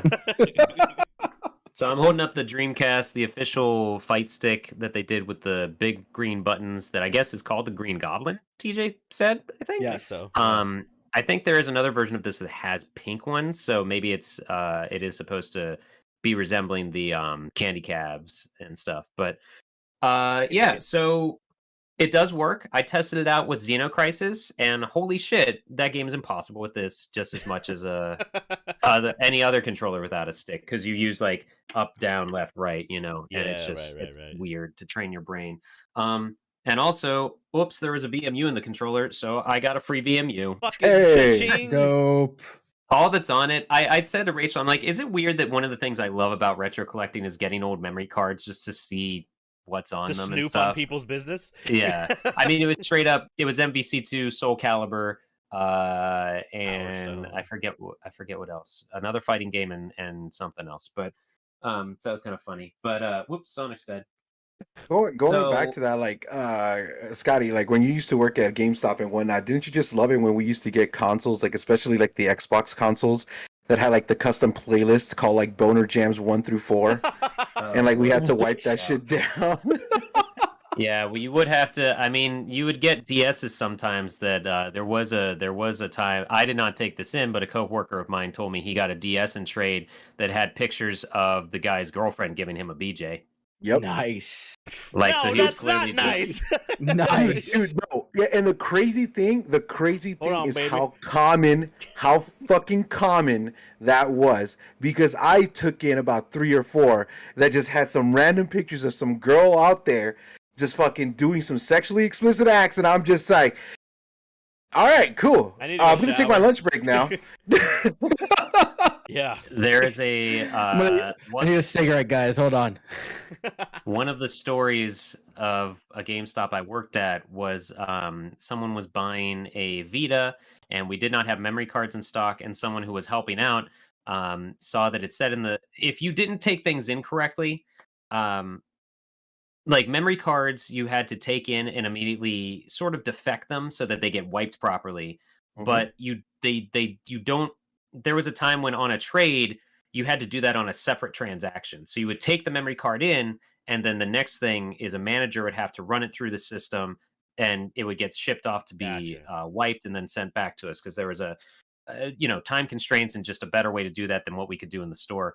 And anyway, someone was helping at the store, and someone sold a Vita, or maybe it was a PSP. It was a Sony system that at the point they were like, it said you had a memory card there. We can't do this without a memory card, blah, blah, blah. And he's like panicking, and he finds one in his drawer. He's like, all right, here's the memory card for you guys. Sells it to him.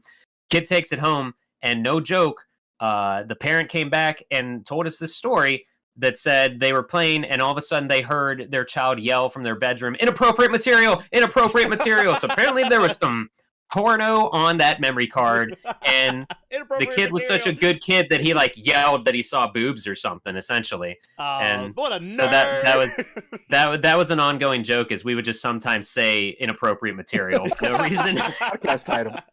Inappropriate material. That's pretty good. There's the podcast title. Yeah, that was always podcast title. Yeah, right. No, but it's interesting, like when things like that happen, because like when I used to work loss prevention for a retail chain store that I will not say that rhymes with Gracie's. Okay. Walmart, got it. We used to have like people who would like leave their phones and stuff like that, like in the fitting rooms and whatnot, and so we would collect them for like about I think it was like maybe like 30, maybe 40 days or some shit like that. It wasn't like a high number, and then eventually it's just kind of like, oh, we either toss them out, we fucking sell them or whatever, like to like the vendor, and like we just go from there. On the occasion, there were times where it's just like I'd be like someone who needs a phone, like I'll be like, oh, I'll get you one. Here's one. It's something that you just need makeshift, like no charge. Yeah, like blah blah blah. And I remember at the time, my mom's boyfriend was just like, "Hey, I need a phone. Like, do you happen to have an extra phone somewhere at work?" And I was just like, "Yeah, like I do have an extra phone at work. There's one's coming up, like la la la. Just a basic fucking flip phone from back in the day. And this is like early 2000s and stuff like that. And I give it to the guy. He's setting it up and everything. And then my mom comes back to me and she's like, "Hey, I need you to wipe this phone." And I'm like, "What do you mean?" And she's like, "Yeah, there's like pictures that he doesn't like that are in here. And like, I just need you to wipe it." I was like, because I didn't look at it. I didn't charge it. I didn't like, there's a phone. Here you go. Have at it. Like, have fun. Yeah. But it was like of a girl, like just inserting bananas into herself. Okay, cool. In every single angle and position. Was, Eddie. No, I'm fine with this. This is fine. Keep going. You could have just said a girl and I was just like, oh, I was like, okay, yeah. I was like, yeah, I can definitely transfer this shit because like I had no idea. So I was just like, flip the phone, go to the gallery, this and this and that, and I'm just like, it's like fucking like 40 pictures of just this shit of her fucking stinking bananas in her, and I'm just like, all right, email to Eddie Fuerte. You know, in Japan we have the banana show. I'm sure you do, Chris. This is information that I don't think should have been told on this podcast. Yeah, you could have just said it was a girl and bananas, but not eating bananas. You know, which there's your other podcast title, by the way. Not eating bananas. I also that reminded me that I'm sure you had this too, Eddie. But the PS3, you could customize your background wallpaper. And we would get some, like we had to have the TV that we're testing them on slightly angled so that they could see what they're doing. And I definitely had one once where I booted it up and I was like, whoops. Like I had to rotate the monitor away from the rest of the store. And in my head, I'm like, oh boy, lonely guy. Okay, let's get that away real quick. Oh boy. Gonna disinfect this real well. Yeah. So it's because there was so much garbage on the PlayStation Store as well. Like you could upload literally any picture and sell it as a wallpaper on there at one point. So you know, but it was worse than Steam is now with their games. Oh yeah, but the last thing I did, I wanted to make my trip out there worth it rather than doing just a fucking return. So I didn't see this before, and it's been a while, and I really love this game. It's called Rimpa Marble Mania on the Wii. Have any of you guys played this? I have heard of Marble Mania, but I've not played that. Marbles on Steam? No, the extent of my marbles career in gaming has only been Marble Madness. It's good though. There's a Switch game that came out that's Marble It Up that's really good. Yeah, this game, you know, on an era where everything was shoved out to be on the Wii just for the sake of motion controls. I remember I rented this in college. Yes, you used to be able to do that, children. And brought it back to my apartment. And my roommate at the time, we played it. And then our other roommate, he would always get home at like 3 or 4 or sometimes 5 in the morning just from doing whatever on weekends, and rented this on a Friday. And then we're playing it, and it has a co-op thing, and you can unlock like goofy marbles that make weird noises, like there's a panda there and a cat on the back and other weird looking stuff. And our other roommate gets home, and we realize it's like 4 a.m. We had been playing this since I had gotten home with the game. But it plays like you use the Wiimote to move the level. You're not actually controlling the marble. So it's Labyrinth, but it was co-op, and you could anything that has a co-op campaign where you can unlock shit. We're sitting down and playing that if I've got a buddy with me on the couch. It's like some of those Breath of the Wild temples that you gotta like use if you're using the like movie shit and all that. I hated them. I hated those ones. Those ones suck the dick. Oh, I don't know. I did not play Breath of the Wild at all, so I don't know. Yeah, and you are not a gamer, Scotty. All right, that's fine. That's fine. You don't know who Zelda is.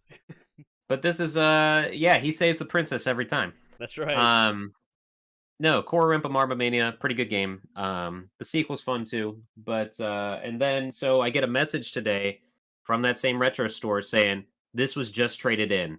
What do you want me to throw it aside? Because someone had literally traded in another copy of Knuckles Chaotix today at that store I brought it back to. And it has a repro case.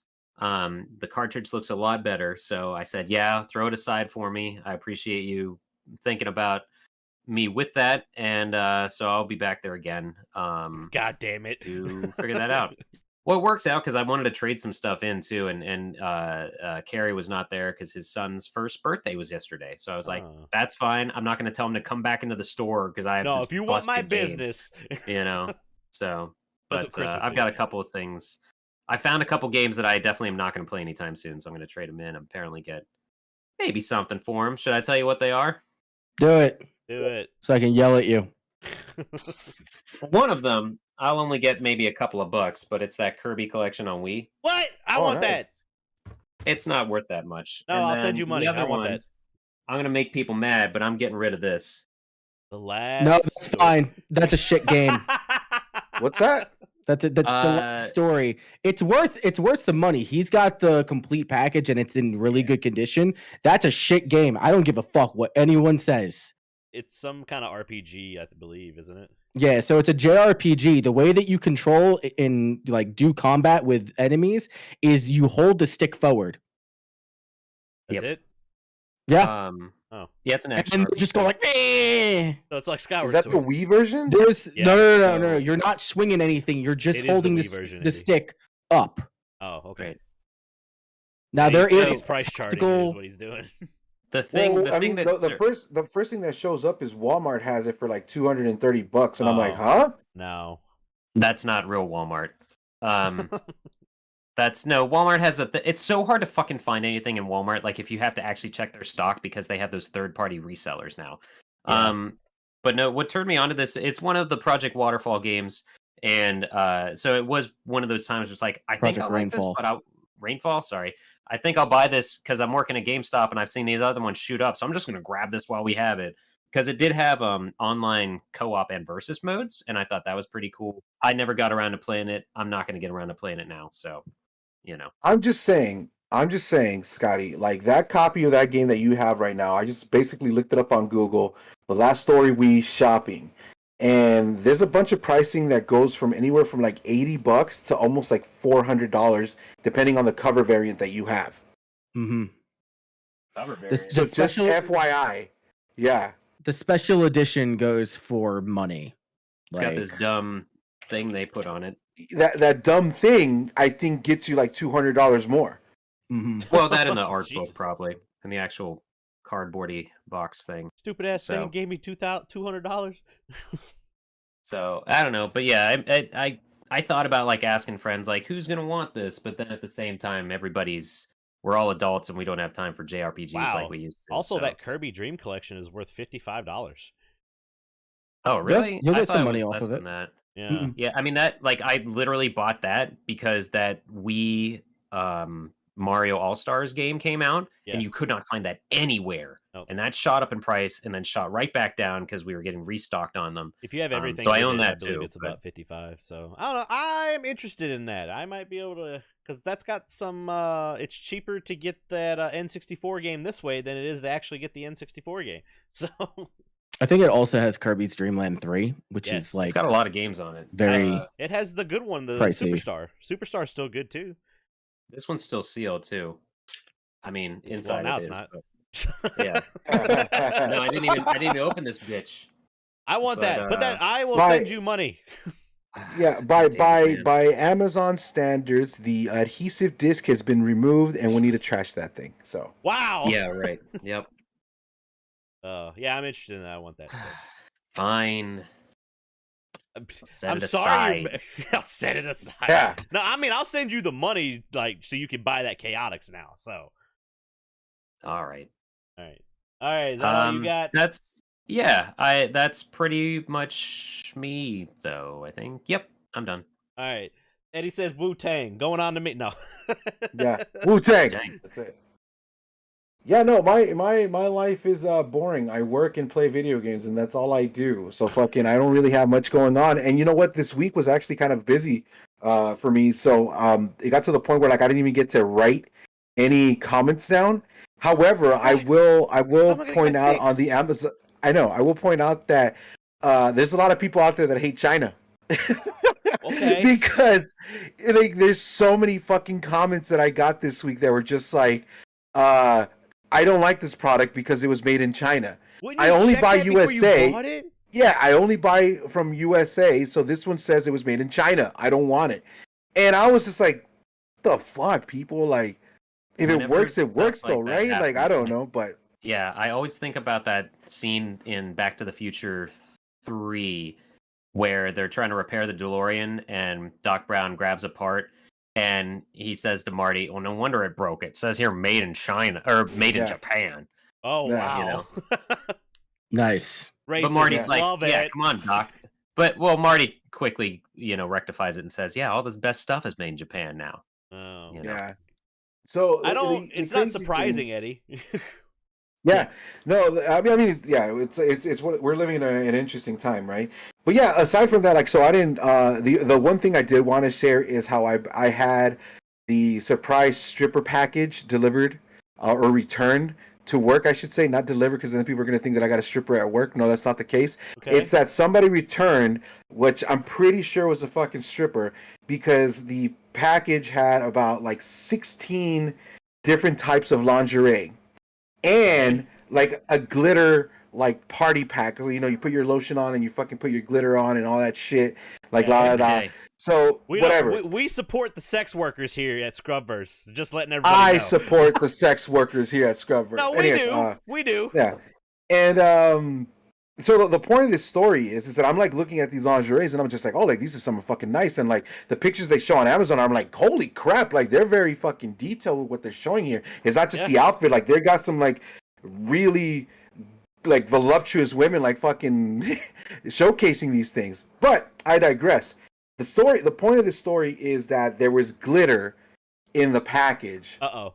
That was opened. So when I grab the bag, the glitter falls all over the place. So it looks like I just had a good time at the titty club. And now your nickname at work is Glitter Boy. Well, the thing about it is, it's that thing got everywhere. So no matter how hard I tried, how much I cleaned up, and how much I tried to switch the gloves, I'm pretty sure for the next 4 hours of my shift, every package had glitter on it. So if you get a package that has glitter on it, it was probably me. It was processed at the Las Vegas joints. That's it. That's nice. It right there. That's like when you're going through greeting cards and you're trying to find one for someone and you accidentally touch one that has glitter and it's just like, God damn it, nobody wants this stuff. Why? Yeah. So that's that's what I've been doing. I shared this information with Han Yolo actually too, because I found out that I mentioned this last time that the Amazon has like this career choice thing where like after a year you can submit your like information and your like whatnot to see if you qualify for like the like what is it, tuition and stuff like that they offer. Yeah. Like if you want to do a career, like Amazon will pay for it or partially pay for it or something like that. Anyways, long story short, it turns out that it has been changed. It's no longer a year, it's 3 months, and you can start submitting as soon as after a month from when you started. So I've been there a little over a month, and I have submitted my information and my name that I am interested in the IT tuition for Amazon, which if everything works out can happen as soon as February, because that's when my 3 months are up. This warehouse. Yeah. So like I got that going on, like just focusing on work, focusing on fucking streaming and playing games. We're in December, so Ninja November is gone. We started playing Final Fantasy Mystic Quest, which I fucking love. All right, I love that it holds my hand. I love that it's fucking easy and it fucking has banging music and it's just super fucking chill and America, because it's a game that I needed to play where I just can relax, kick back, and enjoy Final Fantasy. And then I started playing the opposite of that, which is Demon Souls again, and I almost rage quit on that shit again. As expected. Yeah, as expected. But last night we actually fucking progressed and beat 2 bosses. So here we are going on with some more Demon Souls and whatnot. Aside from that, I really haven't done much. We watched The Hobbit, The Desolation of Smaug, or Smaug, whichever way you want to pronounce it. The dragon was actually a good point in there, because every time I kept watching the dragon show up, Smaug, I was like, I just want to play Demon Souls to kill a fucking dragon. Like, that's my objective right now. I just want to kill a fucking dragon in that game. That series of movies isn't that good anyway, so... It's fair. It's decent. Like, I don't know. People give it so much shit, but I didn't mind it. I was enjoying it. But yeah, other than that, just gaming, prepping up for next year. We got the charities selected for the charities that are going to be coming up for next year. When I basically transition from like just a regular streamer to a charity streamer is essentially what I'm doing. Right. Where 4 times out of the year I will be basically focusing on just charity stuff that I will be doing. Game Tracks is doing one too, I believe, for Toys for Tots. Yeah, he's doing Toys for Tots. Toys for Tits. I mean, what? Yeah, Tots. Yeah, Toys for Tots. Yeah. Yeah, Tits for Tots. Yeah, Tits for Tots. Yo, okay. Wait, no. Yeah, it's so and there's the name. Yeah, so episode. Yeah, no, Game Tracks, let's clarify. Game Tracks is doing Toys for Tots. He does it every year. I think this is his 3rd or 4th year. And he actually already hit his I think he had originally a 200 goal. And when we were there yesterday, I think he was almost close to like 400. So good on him. Like good for him. And no, his goal was 1,000, I'm pretty sure. His goal was 1,000. Was it 1,000? I thought he raised it. Oh, no, you're right. His goal was 1,000, and then it was 200 for him to take a bean. Those bean boozles, you know how it is, right? And so, but yeah, other than that, like I said, I rearranged the office. I rearranged the office/room as you guys were talking about earlier. You can see for the listeners out there, I have a futon here with some like wrestling belts and decor on the wall. Yeah, like everything. My plushies are just kind of hanging out there. And I basically makeshifted a L-shaped desk for me now. So nice. In front of me is the laptop, followed by the tablet, followed by the TV as I'm turning right here, and I got 2 keyboards and my Stream Deck, and I feel all powerful like I'm in the fucking Matrix, and I'm trying to, save Neo from dying. But really, I want him to die because I want to. The ship was called the Nebuchadnezzar, sir. So... Sure. Dual wielding keyboards. Yeah, dual wielding keyboards.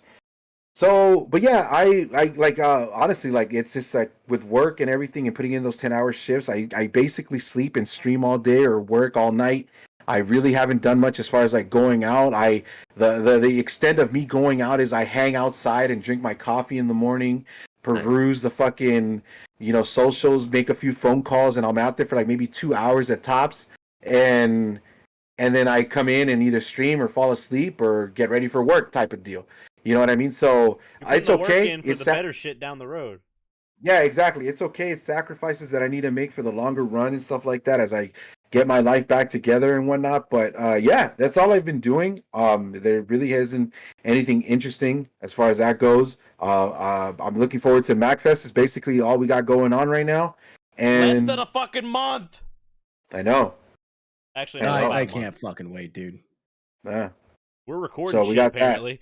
That. So yeah, Naked Twister is what we're recording. Oh no. Oh. Find it on I'll the do it. Fan. Yeah. No, we won't, because then I gotta record it. It's like, oh, Corey's not there, but he was behind the camera. Like, no, I'm good. I'm not doing that. I guess I get to go about on my week. Oh yeah, no pickups. Yeah, no pickups either, so we're good. Stream all day, work all night. Yeah, that's right. My schooling is officially, at the time of this podcast coming out, my schooling will be done for this semester. Eddie I did. Hold on. I had not a question. The one last thing that I wanted to bring up, because we talked about the pink bunny. Okay. And right. I don't know. Yeah, I don't know if I brought this up last time, and I'm trying to remember if I did or not. If I did, then fuck it. That's just how much I've been burned out of everything that's going on in life right now. But Amazon is super fucking casual with whatever the hell you have to wear out there. Like, people literally look like they just got out of bed and fucking said, let me put some shoes on and go to work. Sweats with a titty hanging out. Like legit. You see the girls exactly like that, sweatpants, no bra, just a fucking muscle shirt, and they're doing their job. Here to and work. Just as the same, yeah, and it's just as the same. You see the guy who's just wearing fucking gym shorts and a muscle shirt and a safety vest, and they're like, whatever, fuck it. Like, as long as you're doing the job, like that's all that fucking matters. LMFAO music video. Yeah, the crazy thing all about day. it. Yeah, the crazy thing about it, the reason why I bring it up is because I was working, and like when you're working, like you're focused in on whatever the fuck you're doing and whatnot, and then you see shit just kind of like flying by or whatever, like people walking by, and you're just kind of like, okay, make a quick glance. Are they coming to talk to me? No, they're not. Okay, like blah blah blah. But I see this one person walk by, and she's wearing the full pink bunny outfit from A Christmas Story. And I'm like, December, I guess. Yeah, and I'm like, I wasn't near my mic. Sorry. Yeah, I was like, wait, what? Like, that's great.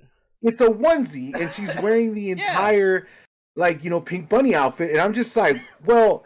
And at first, I'm just like, man, I don't know how fucking people do this. Like, how the fuck are you just like, la la la? But again, at the same time, I'm just like, well, they're not trying to impress anybody, right? Like, they're just there to do their job. Packages. Why do you care? Yeah, like they're fucking comfortable as fucking whatnot. So I'm like, so here I am thinking, like, I'm thinking the entire rest of the shift is she having the time of her life right now because she's working and fucking wearing whatever she wants, and maybe I'm missing the picture where I'm the guy that's like, well, at least I want to be presentable, like blah blah blah blah. No, this you're and fine. That.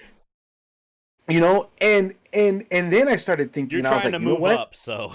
And then I was like, you know what though? I was like, hold on, maybe I'm fucking up on this too, right? Because so I've lost 16 pounds since I started working at Amazon. Damn, that's 4 more than last week. Which is more, yeah. So I'm like, okay, what if I maximize my efforts and start wearing like my sweater, my fucking long sleeve? Yeah, and start sweating my ass off at work and treat it like I'm a gym. Yeah. And I'm like, you know what I mean? Like, I can do this and stay hydrated and fucking be like, woo! And then I was like, yeah, no, I'm gonna pass out. Yeah, don't do that shit. I'm glad you had some common sense. You've lost 16 pounds in a month, and you're just like, maybe I should wear sweatpants. I'm like, you want to wear trash bags underneath your clothes too? Like, yeah, fuck yeah. CrossFit, it's life, dude. Amazon Fit, it's life, dude. But no, yeah, it's just I wanted to point that out. It's just like, I mean, kudos to all those people that like honestly just do whatever the fuck they want and wear whatever they want. Like I'm still trying to process if I'm like over here, like maybe I'm like looking at it the bigger picture, but like they're comfortable as hell and they're doing their job, so fuck it, why not? It might be that, but it's also just like a little bit of giving up, a little bit of like fuck y'all, a little bit of what am I doing with my life? It's all like a big old depression cocktail is what it is. So yeah. Well, anyway, speaking of depression cocktail, no. Yeah, spin it on over. So school's at the time of this podcast coming out, school will be done. I have one event that I have to do on Monday, which is in the future, which is actually in the past if you're listening to this podcast now. But you wearing a towel on your head. I'm me, you're you. Wow, wow, wow. Okay, I had to. So I took PTO this past Friday and Monday.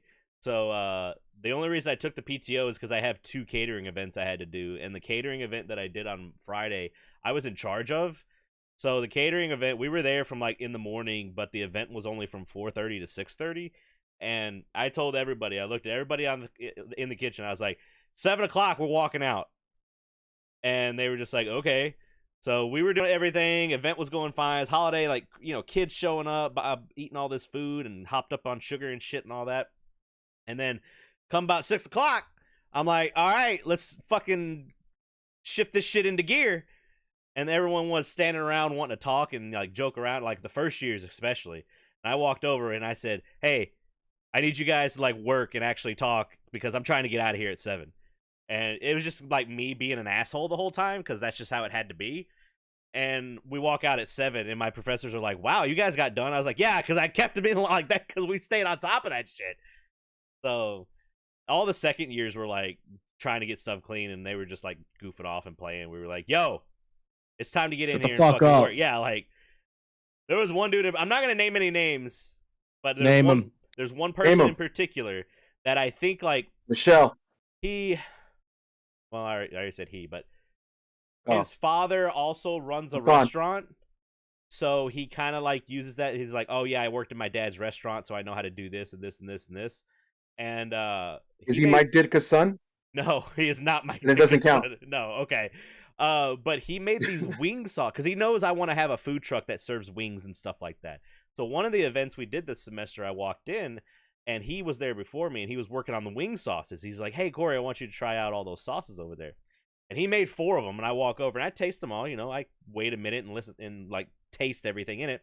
And I go, that one's good. Sucks. What is that? And like he made lemon pepper wing sauce with just oil and lemon pepper seasoning.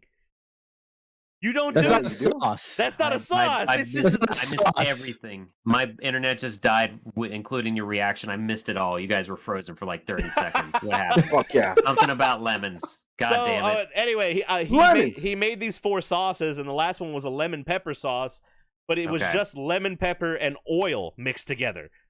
That's all it was. And I was like, not much zest. I said, what is this? And he goes, that's lemon pepper. I was like, no, lemon pepper sauce is either a dry rub or you mix it with butter, melted butter, so it doesn't taste like oil. And he was crushed. He was so crushed. He was just like, what? I told him, I was like, don't serve that. These 2 are okay. You could tweak them a little bit. Don't serve that one. That one's bad. Oh. And he didn't serve it. And I was like, someone like one of the other second years was listening. They were like, you just crushed him. And I was like, what? And he's like, he was talking about that sauce all morning. To be fair, according to allrecipes.com, the ingredients that you need to make lemon pepper chicken wings is 2 cups of oil, 2 tablespoons of extra virgin olive oil, 1 tablespoon of lemon pepper seasoning, such as McCormick, not sponsored, and 12 chicken wings.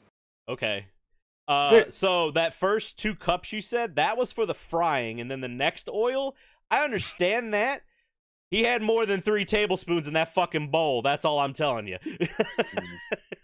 Whoops. But anyway, that was one of the guys I had to like stay on top of, and I was just like, you can talk and work, just fucking work. Like that's all I'm telling you to do, man.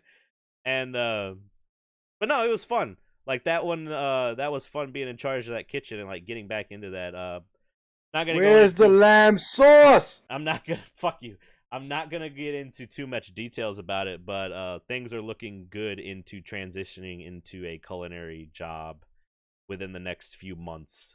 So nice. It's looking good. Cooking with Corey coming soon to your YouTube channel, provided by ScrubVerse. Yeah, do it. One of my professors is about to become president of like one of the culinary boards of Arkansas, and he's like, dude, I've worked with like so many people, and I know so many connections. I'm gonna hook you up with like whatever job you want in Arkansas.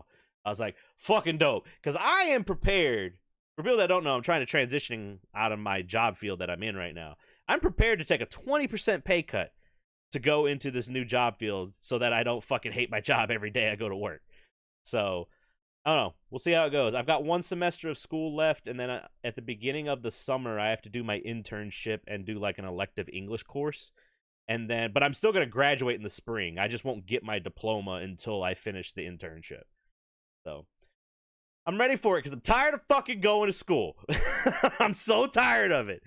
It's one of the reasons that my anxiety got so bad. It's just trying to toggle all that shit. So, I mean, but don't you want to get like be a chef, like the whole fucking So I completed my first year and got the basic certification, like certificates and all that stuff.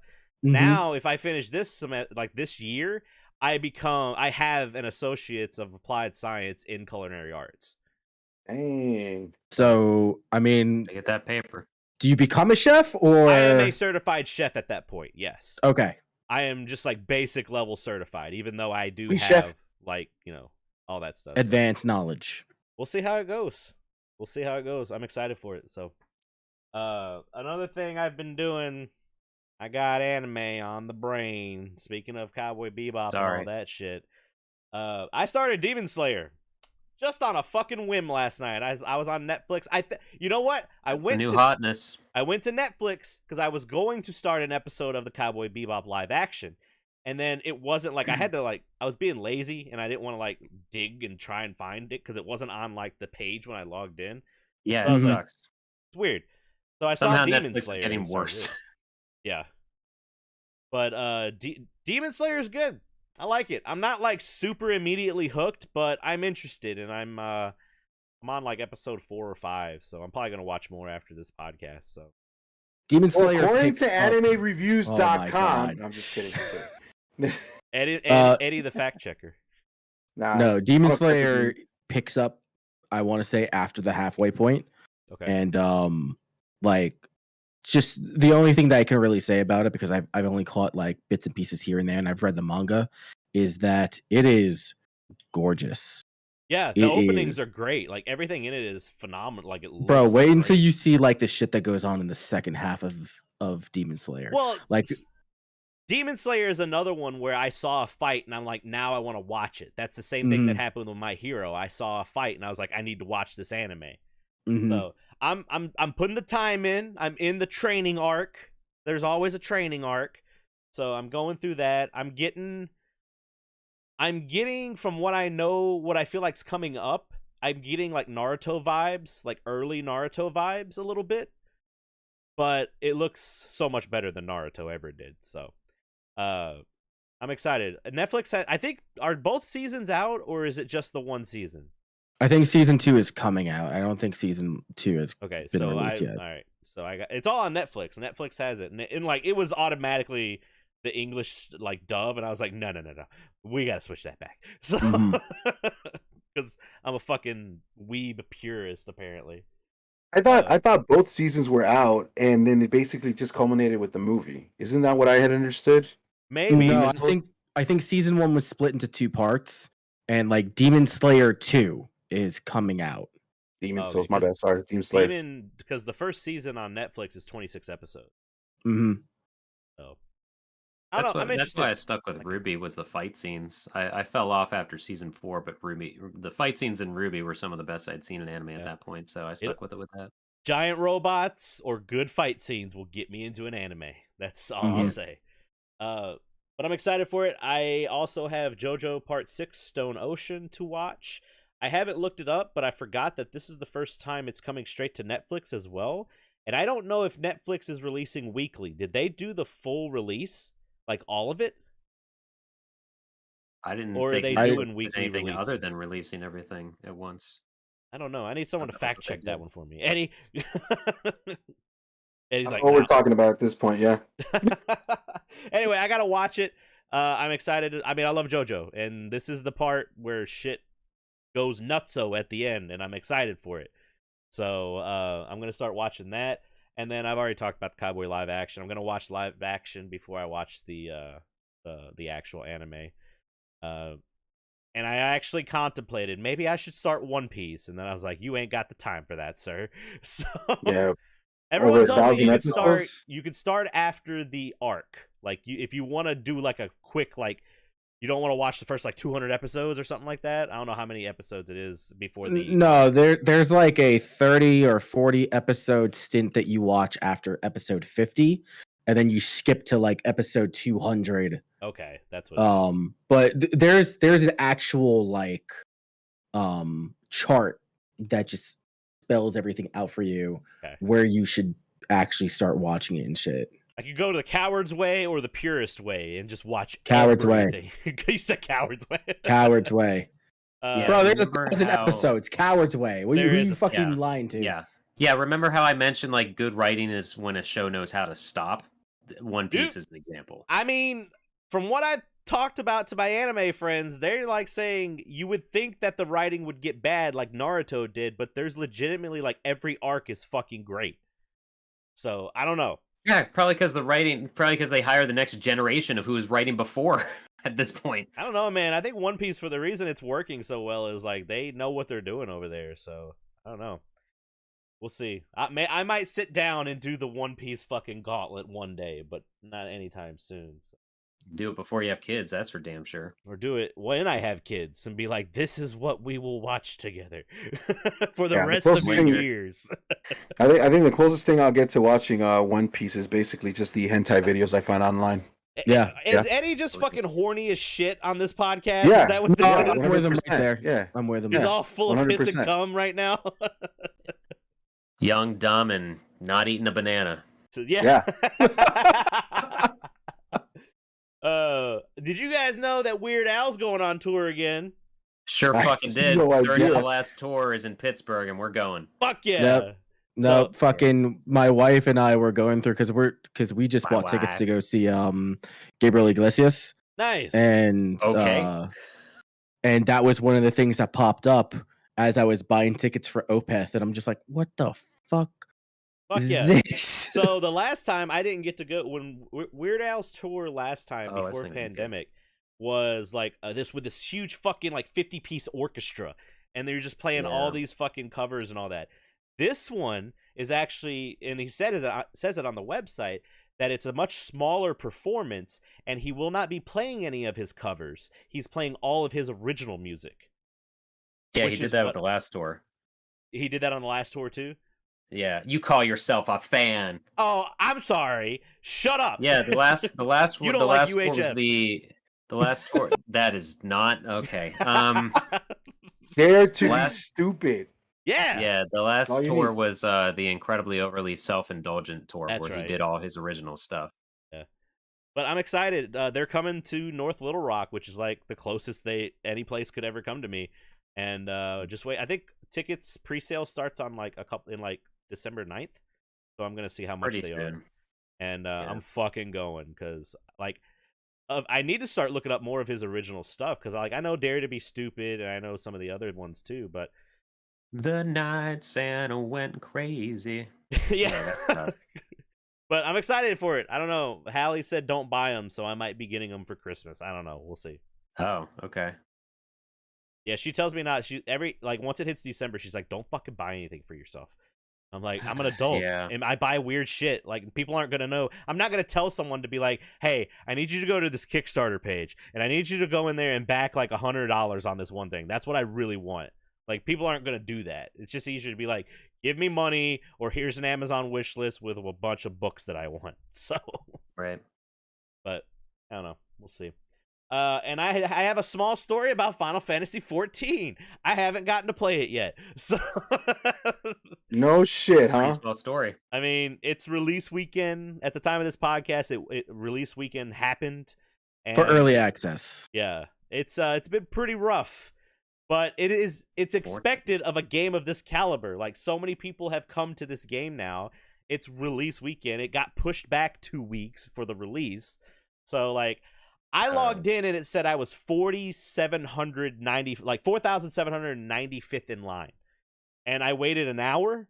I got down to 3,200, and I got a 2002 error code, and it kicked me out of the launcher. So, I was like, I'm good.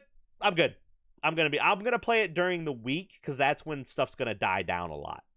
Because I work from home and I can do that. So Toto's like half of the nation right now. So yeah, good luck on that one, buddy. Yeah, you're fucking right. I mean, it's gonna be better than it was on like the 2 days that most people are off work. So yes, we'll see. It's I don't know. I've been seeing some good shit about it. People that are getting in, they're loving it. I'm trying to stay spoiler free. I don't want to see anything that's going on. I still have I didn't completely finish the Shadowbringers storyline. Wait! Spoiler free? You mean you didn't know that The Rock shows up at the end? That's Come on Fortnite. now. Fuck off. Oh yeah. Sorry. I thought the same thing. That. Same difference. Yeah. No. First of all, same difference. Eat my ass. You fucking. Anyway. But no, I'm excited to play it whenever I get in there. Like I said, I got shit to do, and everyone's having fun with it. Everyone's fucking playing. I've been seeing tweets about it, and it's just like a tank. Because there's no new tank class. There's a new healer and a new DPS. So everyone's been doing screenshots of like in a raid. Like some of the times you have to do like a 10-person raid to progress in the story. And it's just a tank of any of them. And then it's just like 8 Reapers and then 2 of the new healers. Like, it's just like, everyone was like, can we give a minute and like give hats off to the tanks in the game right now that are just carrying everybody? Because it's literally what's happening right now. So I remember when I used to play Final Fantasy online. We don't. We forgot about you, so you should. I mean, like I said, well, you don't have as much free time anymore. No, don't I installed it. That's it. I gave up on it. I figured after all that, like we tried to get you to find the correct link to download and buy it when it was on sale. You gated me from it, all right, Corey. Oh, okay. All right, you ruined it. Okay, whatever. That was it. Eddie likes the self-pity when it comes to that. So only Final Fantasy 14 online. To answer your question about Stone Ocean, yes, I know I'm coming back to this. There are 12 episodes available right now. Oh, okay. So I guess they did like half of it. Okay. Yeah. Cool. I got 12 episodes of that to watch too. And I talked about my pickups last week. Like I had said that I had ordered the Kirby Star Allies. That game is great. My fucking Kirby game. And Crash. They finally came in, so I got those. And then the other thing I got is G Fuel was doing another buy one get one free on tubs. So I bought a few tubs, and I got the new Sonic. What is this thing? The Party Punch. I think Scotty got it too. So yeah, I tasted it, and it tastes like fruit punch with a little bit of gingerbread, which I don't know. Fucking nerds. I'm not sure what flavor you got. I need to try it again. I don't know. I might have been really high when I tried it the first time, so I don't know. Yeah. But I'll give it another try. It's not too bad. I like it. Peach Rings is still the best, though. Peach Rings had a stronger flavor. This one's not as intense. Yeah. I still the BOGO that I got with that one was a Peach Rings, because that's the one that we just keep in the pantry all the time, because it's de facto we know we like that one. So right. But that's really all my pickups. That's all I did. I've been doing beat arts. I already showed those off on my Twitter. You can go check that out. Eddie's got his C4. There you go. He just I just realized I don't know where that Peach Rings sponsor me tub C4. is. Sponsored just you. Are they still made by Cellucor? I heard that certain products got bought out. Last I checked. Nutrabolt? Cellucor. Yep, Cellucor. Okay, Cellucor. That's what I thought. Nutrabolt sounds like a transformer. That sounds like an Autobot. That sounds awesome. Nutrabolt. That's on my list too. Is the COVID variant? Oh no. That Transformers show is on my list to watch too.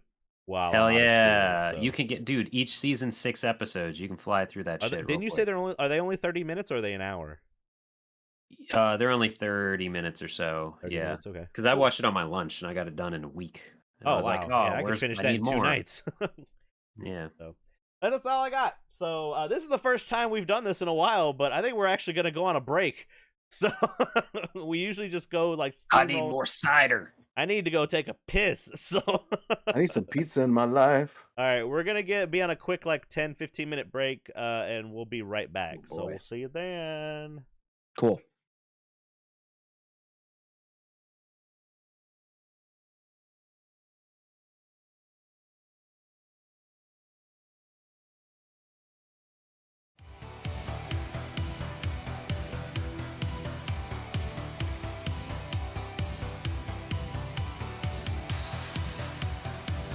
My microphone is being fed through the speakers.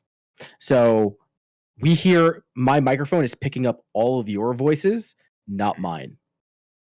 So yes, that's what I was getting at. So cool. My Audacity.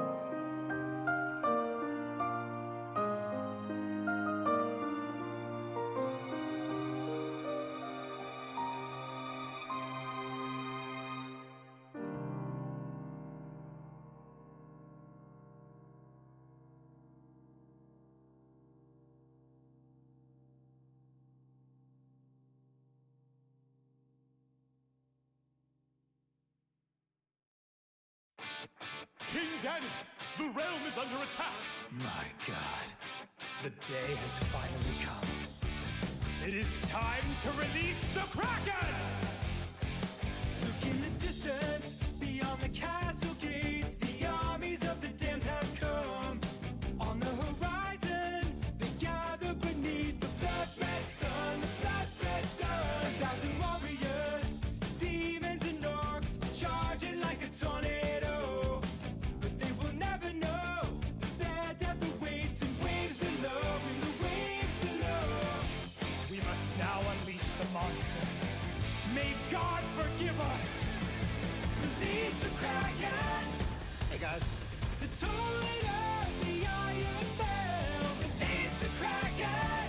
I'm the Kraken. Rising from the depths of hell. Does anyone have a lozenge? Out on the battlefield, the armies collide, and hundreds die where they stand. In screaming agony, the shadow of war across the land, all across the land. Now let's end the fight. It's time to decide whose blood will finally be spilled. Our secret weapon. A specter of hate who's born to kill. He was born to kill. The time is now. Go forth, Kraken! Leave nothing but corpses! Release the Kraken, I'm in a song. a creature of satanic rage. Release the Kraken, Who wants sandwiches? ocean bones, sunken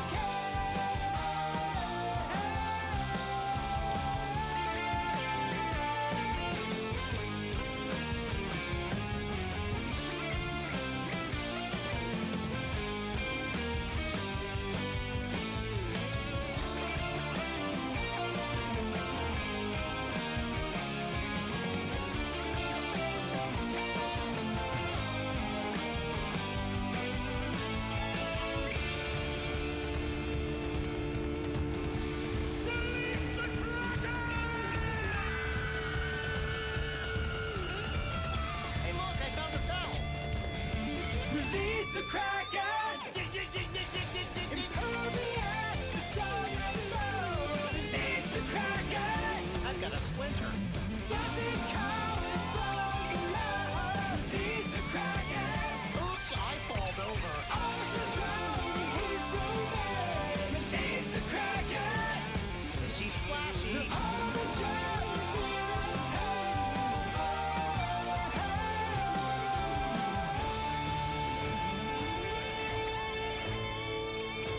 Well, you did nothing. The war is lost. Thanks, Kraken. You're welcome.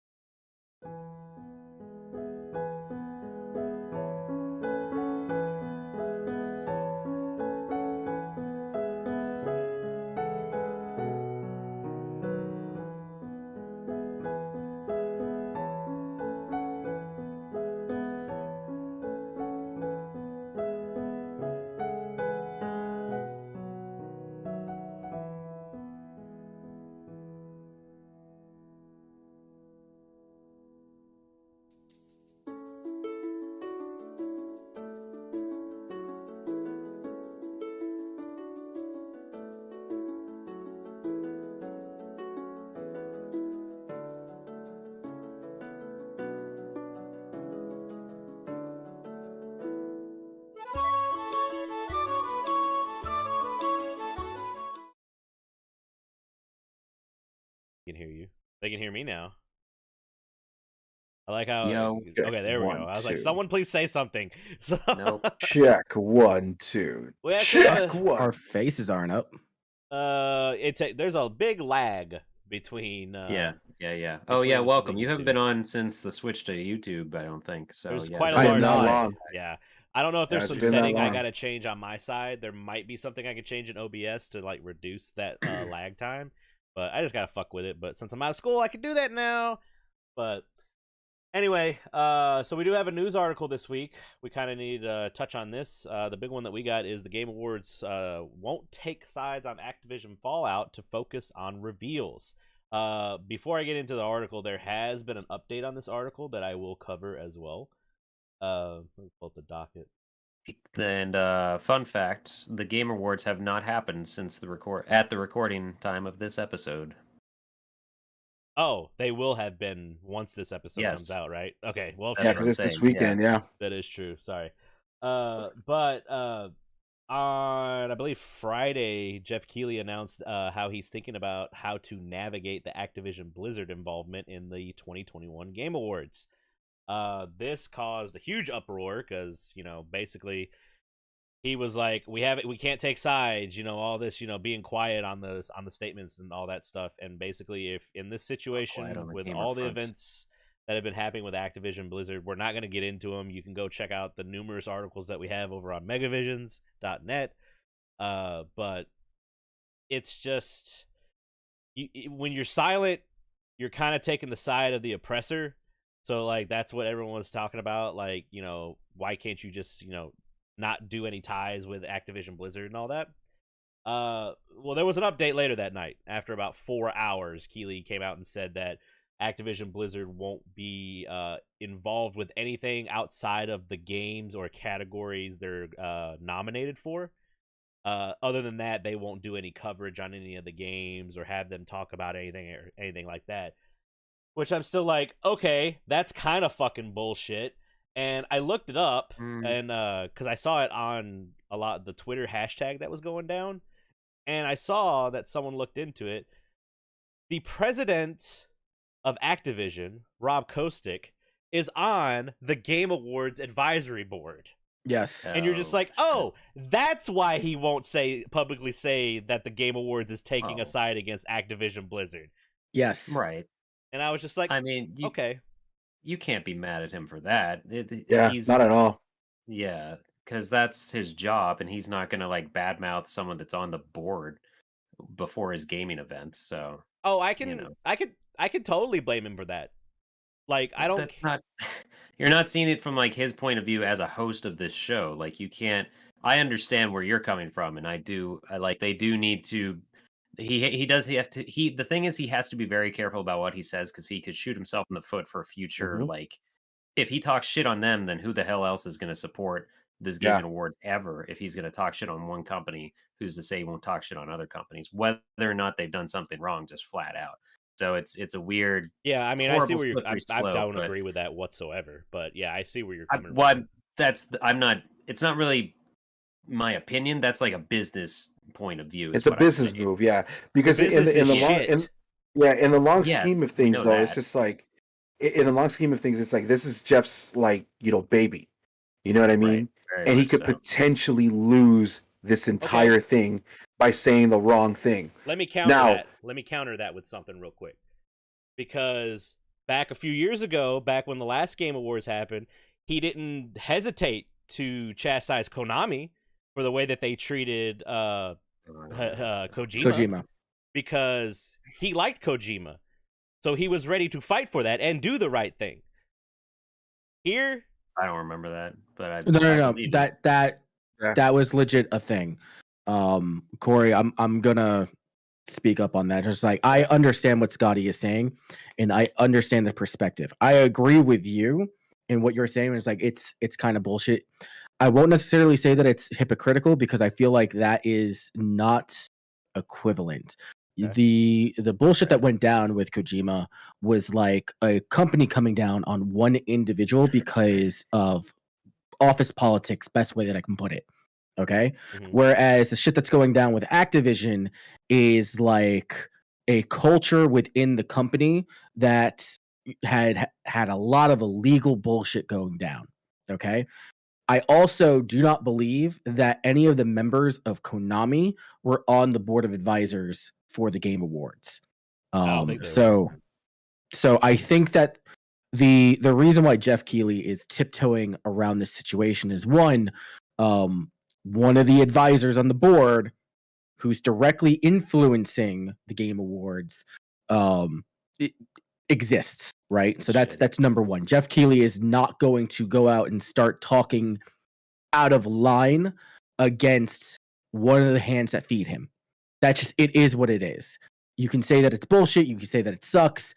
Activision Blizzard is one of the biggest companies, and I have no doubt in my mind that they help fund this venture. Otherwise, there wouldn't be an advisory board of all these fucking CEOs. It'd be other types of influencers and shit like that. So it's not the same. You can be mad, and I agree with you. Be mad about it, but it's not the same scenario. I would not. It's not the same scenario because the scenarios, like you said, with the Konami stuff, you said there were no people on the advisory board. Like in this situation, I get not wanting to piss off the person that is feeding him, but at the end of the day, that doesn't make it any less fucking dirty. That it is. He's not standing up for what is actually fucking right. He's just worried about his own pockets. Yeah. Well, yeah. I mean, it is what it is. I just think that there was a lot more freedom for Jeff to say what he wanted about the Kojima situation. Also, whereas fuck the Game Awards. Like, I don't even like. It's not. No, I agree with you with that. Fuck the Game Awards, but I understand why Keighley is making the moves and decision that he's making. Yeah, you don't have to like it. Yeah, no, and I don't. But I get it. Ultimately, the downfall of this whole thing is also we are the minority. We are willing to talk about it. We are willing to discuss about it and say why it's wrong, or share our point of views and whatnot. When the majority of the people that are tuning into fucking the Game Awards are just there because of Call of Duty or anything else. Yeah, you know what I mean? Like I saw all these advisory board people, and I was just like, a bunch of companies that I don't, besides like Nintendo and Microsoft, like those are fine, but the other ones, I'm just like, who gives a shit? Yeah, and I'm willing to bet too that well, whatever, people can come after me. I'm willing to bet the majority of the people that watch the Game Awards and are excited for the Game Awards don't even know about this shit going on. Exactly. No, they don't care. They don't care. So yeah, it's like give me the new games. Yeah, right. yeah, it's the same thing. Go ahead. It's a bunch of corporate bigwigs and hyper mainstream fucking companies patting themselves on the back, doing their victory lap around the lowest common denominator. That's just what it is. The people who like really give a shit about the Game Awards or games that end up on the Game Awards are people who are in passing. We're like, oh man, Call of Duty's the best game of the year, or the person that sits there and realizes that an indie game or a fucking underrated fighting game or some nonsense like that, it was just like, holy shit, they're recognizing Melty Blood. Yeah. He was like, what the fuck? Weird. Yeah. So. And like to that point, it's like the big thing that they were talking about is right now is for the game of the year, because for two reasons. It's one, It Takes Two is in there. And a lot of people are just like, holy shit, like, how did that game get up in there? Because a lot of people see it as an indie game when I think it has some ties to EA or whatever, which is also the reason why it's up there. An indie game. Yeah. And two, it's because Take-Two Interactive is basically trying to tell It Takes Two, the game, like, you can't use the name Takes Two because that's our name and we own the rights to it. Not 100% how that went down. The whole It Takes Two, all that Take-Two was doing was protecting their IP. They were not telling fucking Hazelight that they couldn't use the name of that game or continue anything. You looked that up. Sure, yeah, I'm pretty sure they sent a cease and desist type of thing. I don't think Take-Two sent a cease and desist on Hazelight on that. Uh-oh. It's not on the docket. I don't have to pull it up. So. But no, Hazelight is like, they're owned by EA. They're not fucking indie. Yeah, Take-Two take issues with trademarking. Yeah, they trademarked the term. They did not send a C&D. Okay. We agree that's different, right? We agree that's different. Takes Two and Take Two are different words, though. Well, it's like the person that fucking copyrighted the Happy Birthday song for years. and you were supposed to pay them royalties. That's why all the restaurants that you would go to have their own version of the fucking happy birthday song, but none of them said really like happy birthday like that. It was it's like on your special day, la la la, Applebee's, let's go. Apple Peach's country ham. It's your birthday. Goddamn. Yeah. That's like, where'd you eat? I want to go there. That sounds awesome. I don't remember was it where for, I like, the heard that. For like the longest time, it's like Gene Simmons owned OJ. Like Gene Simmons from Kiss owned the trademarks to OJ for orange juice. Sure. I'd believe it. I don't know. I mean, have you seen all the shit that Kiss has, like a Kiss coffin? Like they'll they'll slap their logo on fucking anything to make $1. They're worse than Shaq. Yeah. You don't want to buy car insurance from Shaq and the General? I'm good. No, I prefer not to. I am good. Papa John's? Papa John's? Oh, man. Oh, fuck you, Papa John's. Anyway. Going back to in the house. The case in point. The case in point is you don't have to watch the Game Awards if you don't want to. So don't do it. We have to because we have to report on it. I don't have to. One of us should probably watch it. Yeah. Someone should. It's not on Spike TV. I'm not watching it. Ah, fuck. Oh, coming up after this, 1,000 Ways to Die.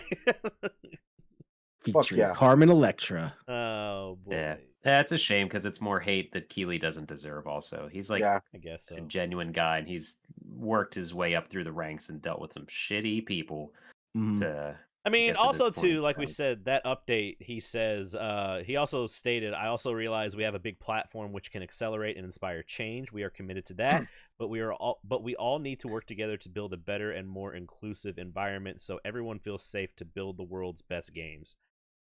That kind of feels like it might have been a little scripted, but whatever. I mean, his point overall is he wants to celebrate good games, not the people that made them, essentially. Yeah. So you know, he needs to put more good games in the Game Awards then. Yeah, but I'm not mad at him at all. Like this is the whole. This is like I guess a product of like having social media and like living in this life right now where everything is accessible and everybody thinks that someone should have an opinion on something when most of the time where it's like, look, I have my own opinion, but I'd rather not say because it doesn't matter what I say. You're either going to, one, think it's wrong or two, going to go against me and try to cancel me. So I think that's what Jeff's kind of also doing. He's just like, look. Defending himself. Yeah. Protecting himself.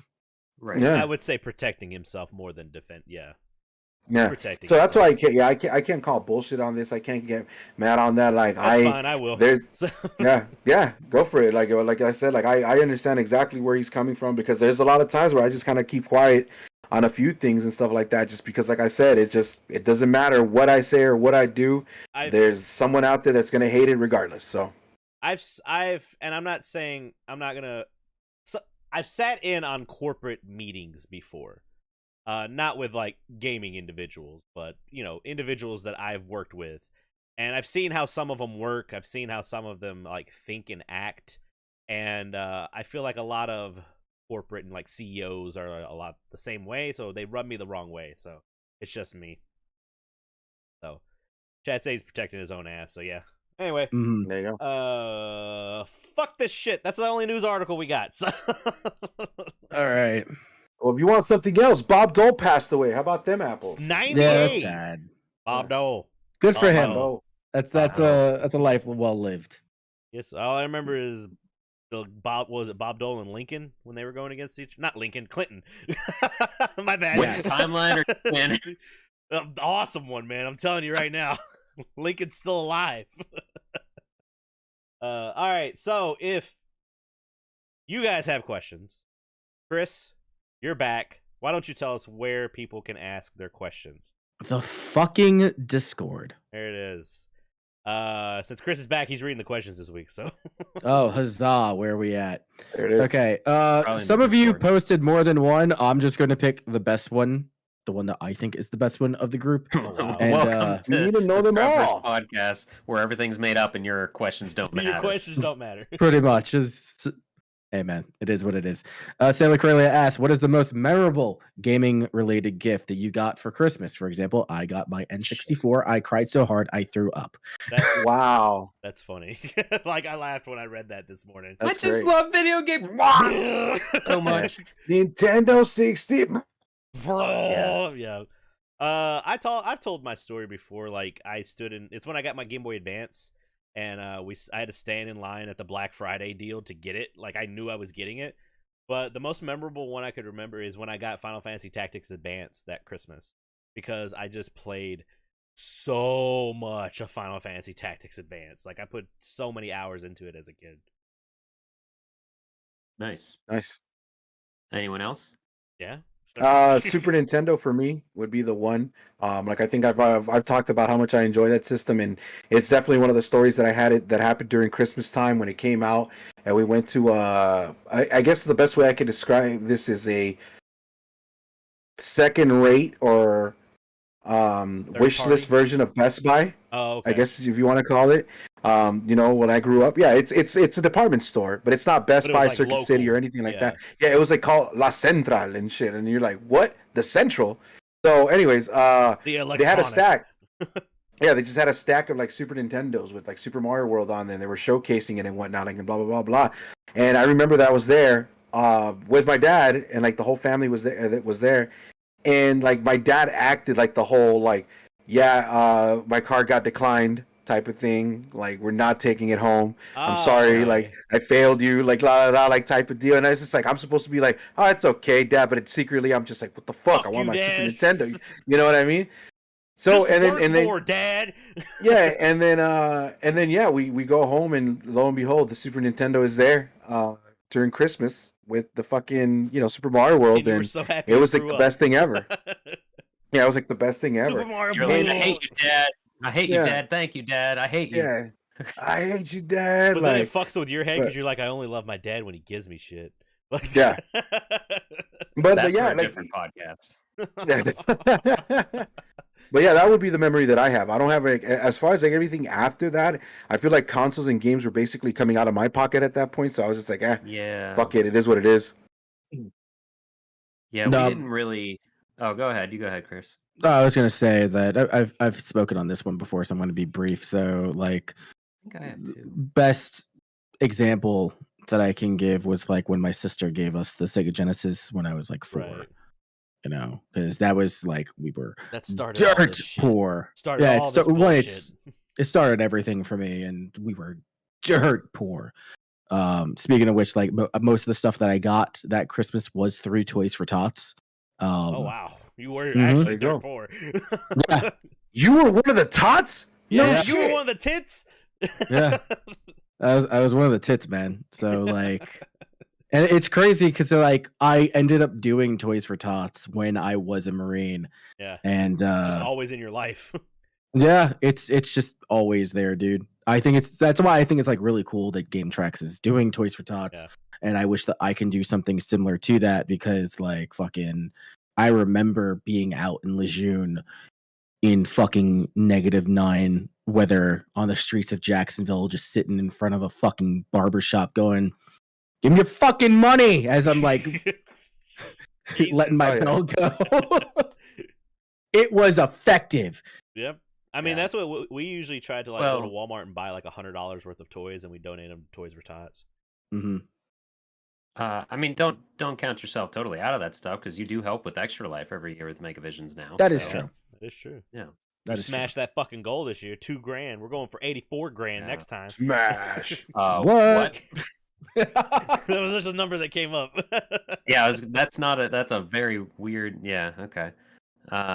Mine, I think I've mentioned it before on here, but also shows blur together things on the internet where I lose track of which dark abyss I'm screaming into when I'm online.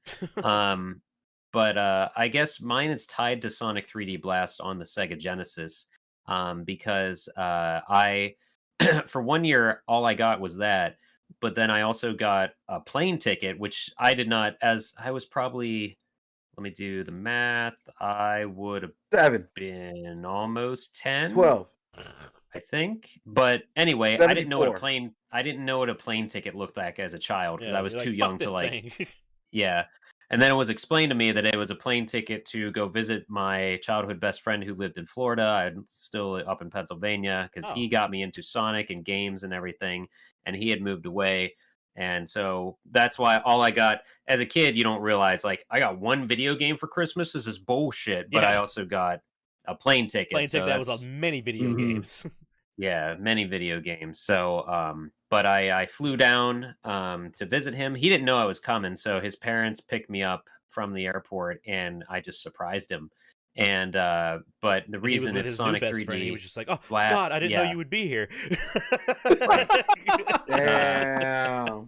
they move on so quick. Sorry, But the reason Sonic 3D Blast is tied to that is I didn't get a Saturn until way later, and so I had it for Genesis. He already had a Saturn. He had the new Sega every time it was out, or whatever it was. But I did have a Nomad, and I think back What is now, a I think the only Nomad? reason I enjoyed the game, Portable Genesis.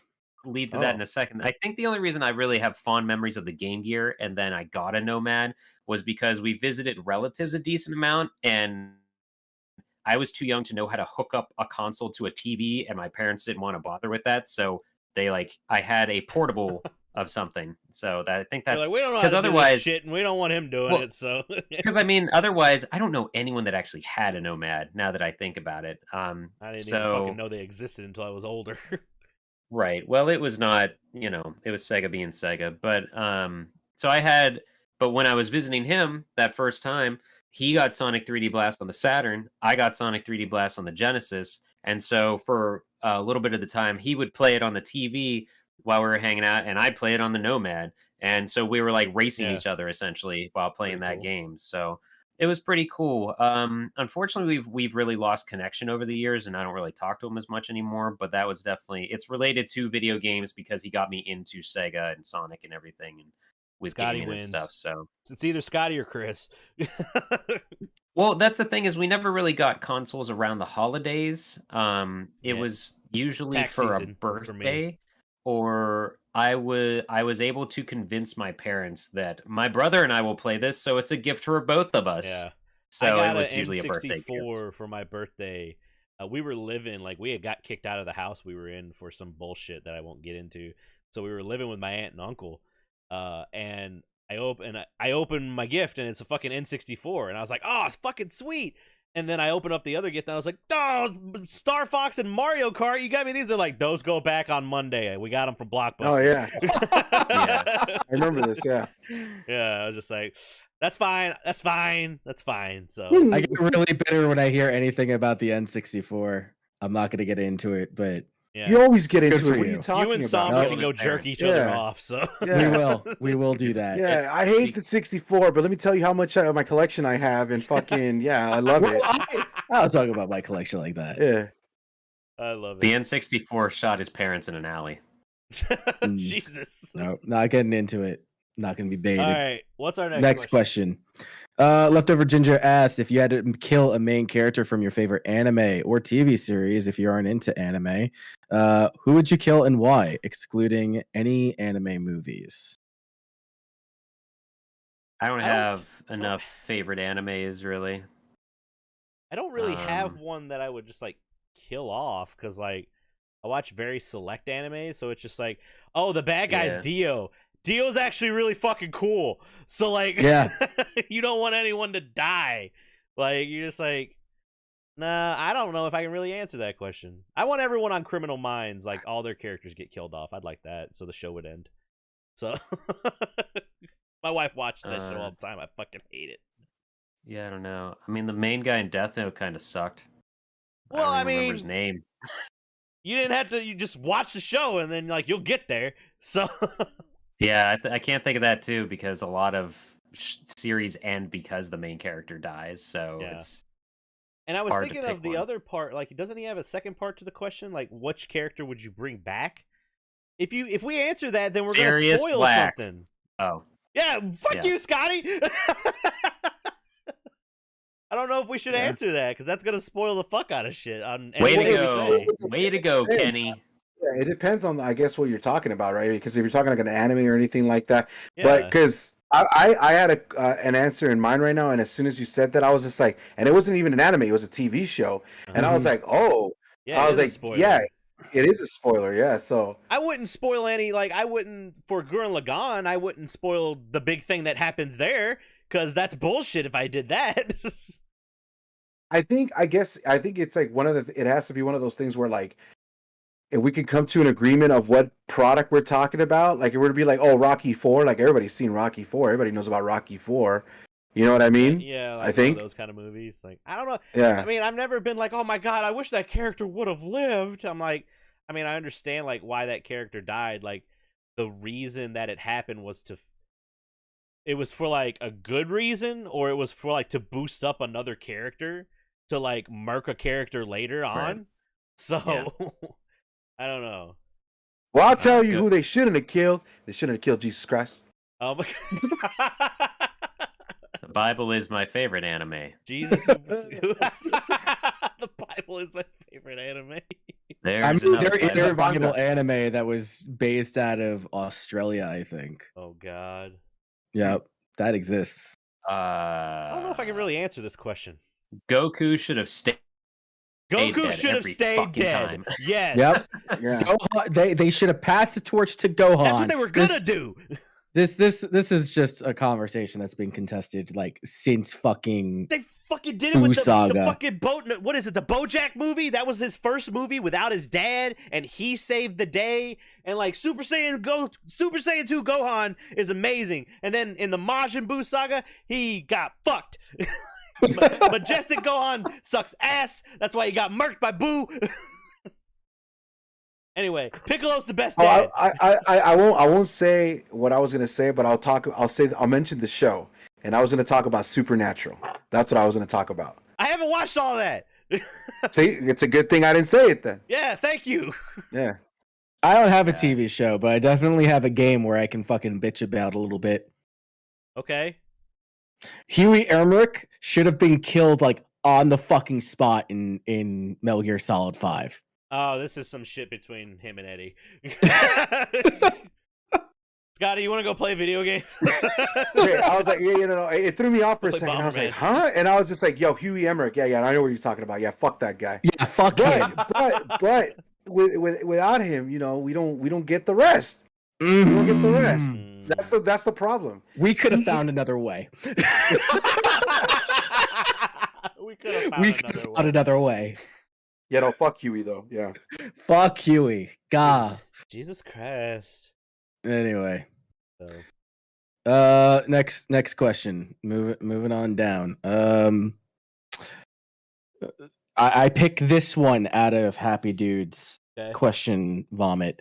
Has anyone seen anything from the newly relaunched G4? If so, what do you love and what do you hate about it? I don't give two shits about G4. Like, it's all cool. I like Xavier Woods. I'm glad he got down there because he deserved it. I like the completionist. He's a hard motherfucker, like a hard working motherfucker.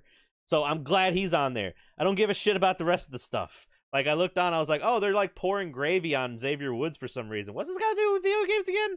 Like, so they're trying to channel the same energy that Attack of the Show had. Yeah. And Attack of the Show was kind of like a general purpose, like, hey, let's relax and talk shit and do whatever. Because like they had a thing where they brought back from the G4 days where they played Tetris and I want to say the first stage of Super Mario on a massive NES controller.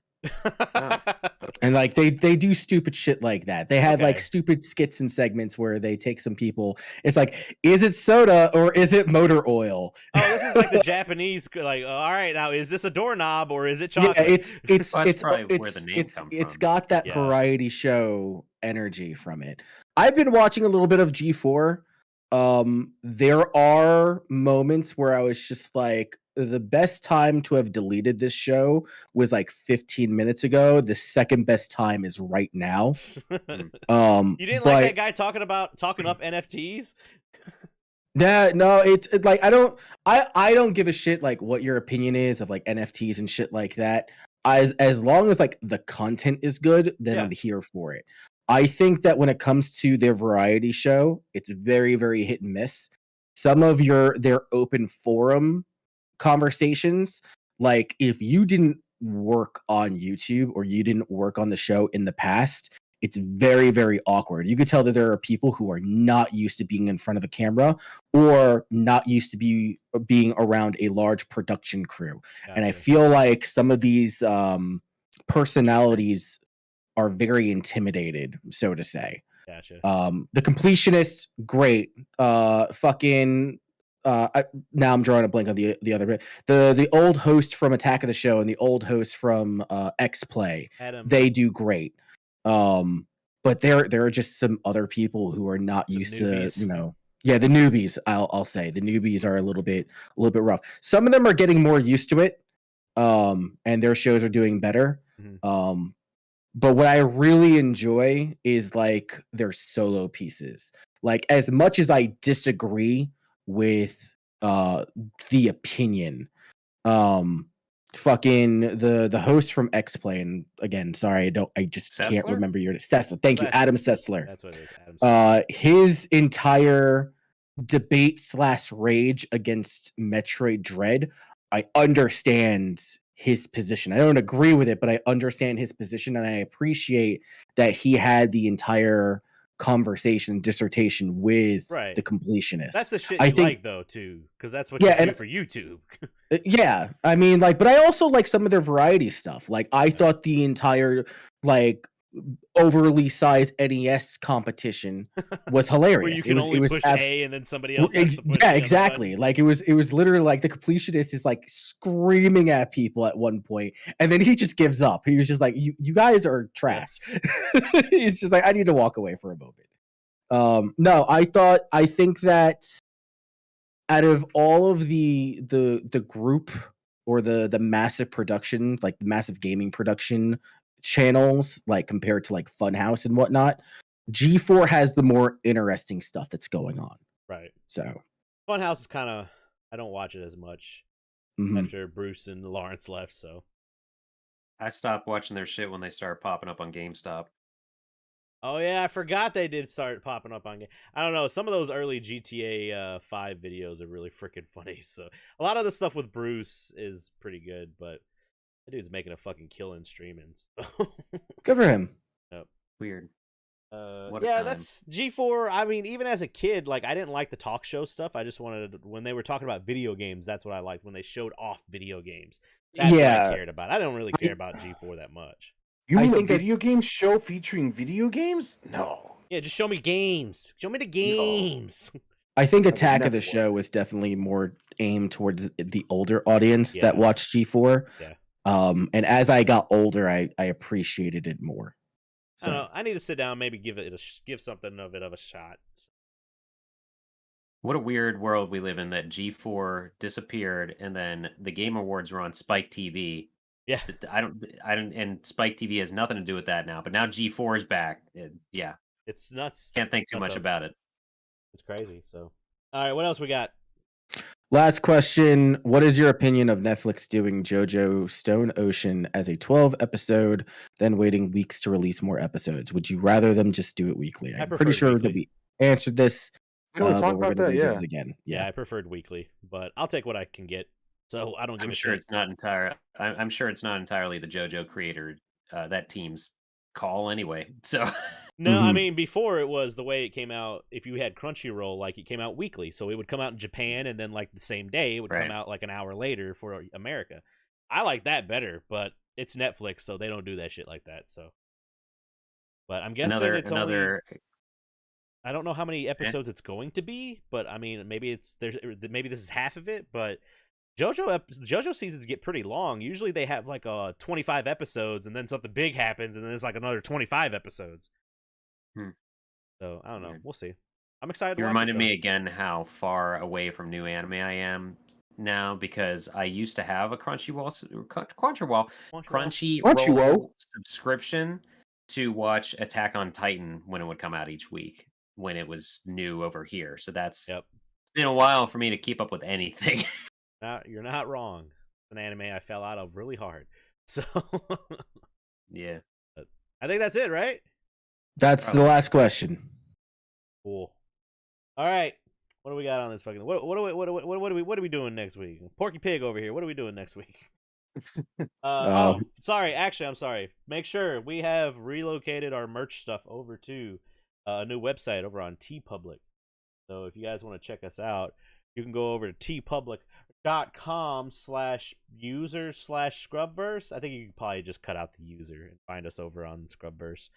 And go to that website I posted in the chat if you're watching live. There you go.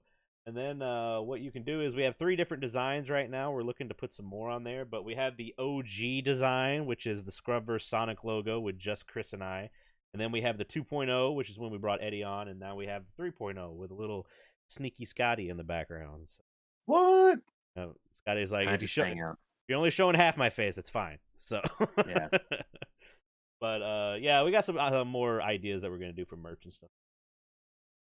Anyway, Chris, what are you doing next week? This week I'm busy. This week I am trying to wrap things up for Megavisions. We've got the top game of the year for Megavisions going on. So if you're on Megavision staff, hopefully we'll get that shit out this week. I'm trying to finish my top 10, quote unquote, top 10 video for my channel. And then we're prepping things up for the Megavisions channel. And then once all those things are done, I will be diving headfirst with my major project, which is probably going to take me the better part of like 2 months to complete, which is my 30 days of GameCube. Technically, I've already started, but I'm going to hit the reset button, take the footage that I have, and just continue with that. Good. There you go. Is that the project we have to help you on when we show up? Yes. Oh no, that means we're playing something. Is what's happening? Yes, Mario Party 4. Oh, I got those Mario Parties 4, 5, 6, and 7, baby. Yeah, those are fucking expensive. Bring your bongos, Corey. Yeah. Yeah, if you got GameCube stuff, bring it over so we can cover everything. Yeah. I'm gonna have a trunk full of bongos for you. Fuck yeah. I love those bongos. So, all right, Scotty, what about you? I'm not doing shit because my work's still garbo right now. So I'm not streaming. I'm editing my ass off. Ooh. And writing something for the magazine of Megavisions issue 2 coming soon-ish. And then, I don't know. Are we playing Mega Man Legends soon or something? Oh, we do a podcast also. Yeah, we got a podcast that we're going to do. I don't think we're going to reveal. It's coming back soon. Yeah, we're not going to reveal the movie, but we have chosen the movie that we're going to come back with. So. Christmas time. And it's something neither of us has seen. Yeah, or I don't remember if I've seen it or not. I know very or it small struck me that hard. Of this movie. So anyway, but it is a Christmas that's movie. the only hint. Yes, it is a Christmas movie. So, what else was there? I was gonna say something. No, for Mega Man Legends, we're probably gonna record not this week but next week. So thank God. Thank God. All right, Eddie. What about you? Besides working at Amazon, not a damn thing. I'm on the same boat as well. Like I said, just the same old shit. Just usually working on the background stuff. Where we're gonna be relaunching the new merch store, on my end as well. So we got that going on. I got some new emotes, some new designs. But yeah, basically just gaming, Demon Souls, Mystic Quest. We're moving the Earthbound. I'm actually taking out Earthbound out of the rotation from the Twitch channel. Yeah, for now. Actually, indefinitely, I guess I should say, because we're going to be focusing on just recording offline and uploading it up to YouTube. So, gotcha. I just feel like that series, it's not that I'm not enjoying it, but I feel like we've gotten to a point where we're not progressing quick enough, because we only play it once a week. Yeah. And for a short time, then I'm just like, now it's just becoming tedious again. And I don't want to end up hating the game just because it's taking too long to get through it. You know what I mean? Just be sitting down and playing it with a buddy or something like that. Yeah. So yeah, like I said, December is basically super chill for me. Like I said, just focusing on the rebrand for whatever's going to be coming up in January. And yeah, that's all I got. What about you? I'm editing. So Chris and I have a couple recordings planned for Legend of Dragoon and something else we haven't decided on yet. I got one of the first episodes that Eddie and I did of Shovel Knight, but I just focused on getting that done so I could get done with schoolwork. So I've got more of that footage to edit. So, and Scotty's working on his push-ups with his thing's not light fight stick. So thing's not light. No, that, and like I said, school's stopping, so I'm gonna relax more, watch more anime, try and play some more games. Probably play more. I've been playing Pokemon in the background. I just didn't really have much to say about it. It's fine. Not hard at all. So, but yeah, keep checking out. We're gonna be coming out with a lot more stuff soon. So we got this one project. We have to meet up for MagFest for a part of it, but we're looking into doing like a new segment on the YouTube channel. So be ready for that one. I think that's all we got. So wherever you're listening, before we go, I want to share a link right here that I want Chris to look at, because I'm like, is this just a glitch on my end, or is this something that's gonna really make you laugh like a motherfucker right now? Where are you and I just posted it on there right now. Click on that Twitter link and see what cover of Shin Megami Tensei 5 Steelbook do you get on there. Hell yeah! Uh-oh. Almost bought that game over the weekend. Nice. I actually just bought that like this weekend. Oh my god. It's like I keep seeing Kung Pao Enter the Fizz keeps getting recommended to me on our Fire Stick, and every time I go to it, it's still a screenshot from My Hero Academia for some reason. Oh, is it really? Yeah, nice. It's very strange. There you go, everybody. For listeners, just you'll figure it out, maybe. Yeah, basically. No, we're never gonna tell them. Don't worry. No. If you want to know, make sure to rate, review, and subscribe to all of our shit, because we're getting more subs every week. We're going to the top, baby. Tits for tots. Tits for tots. Yeah. All right, we're getting on out of here. Thanks for tuning in. Goodbye.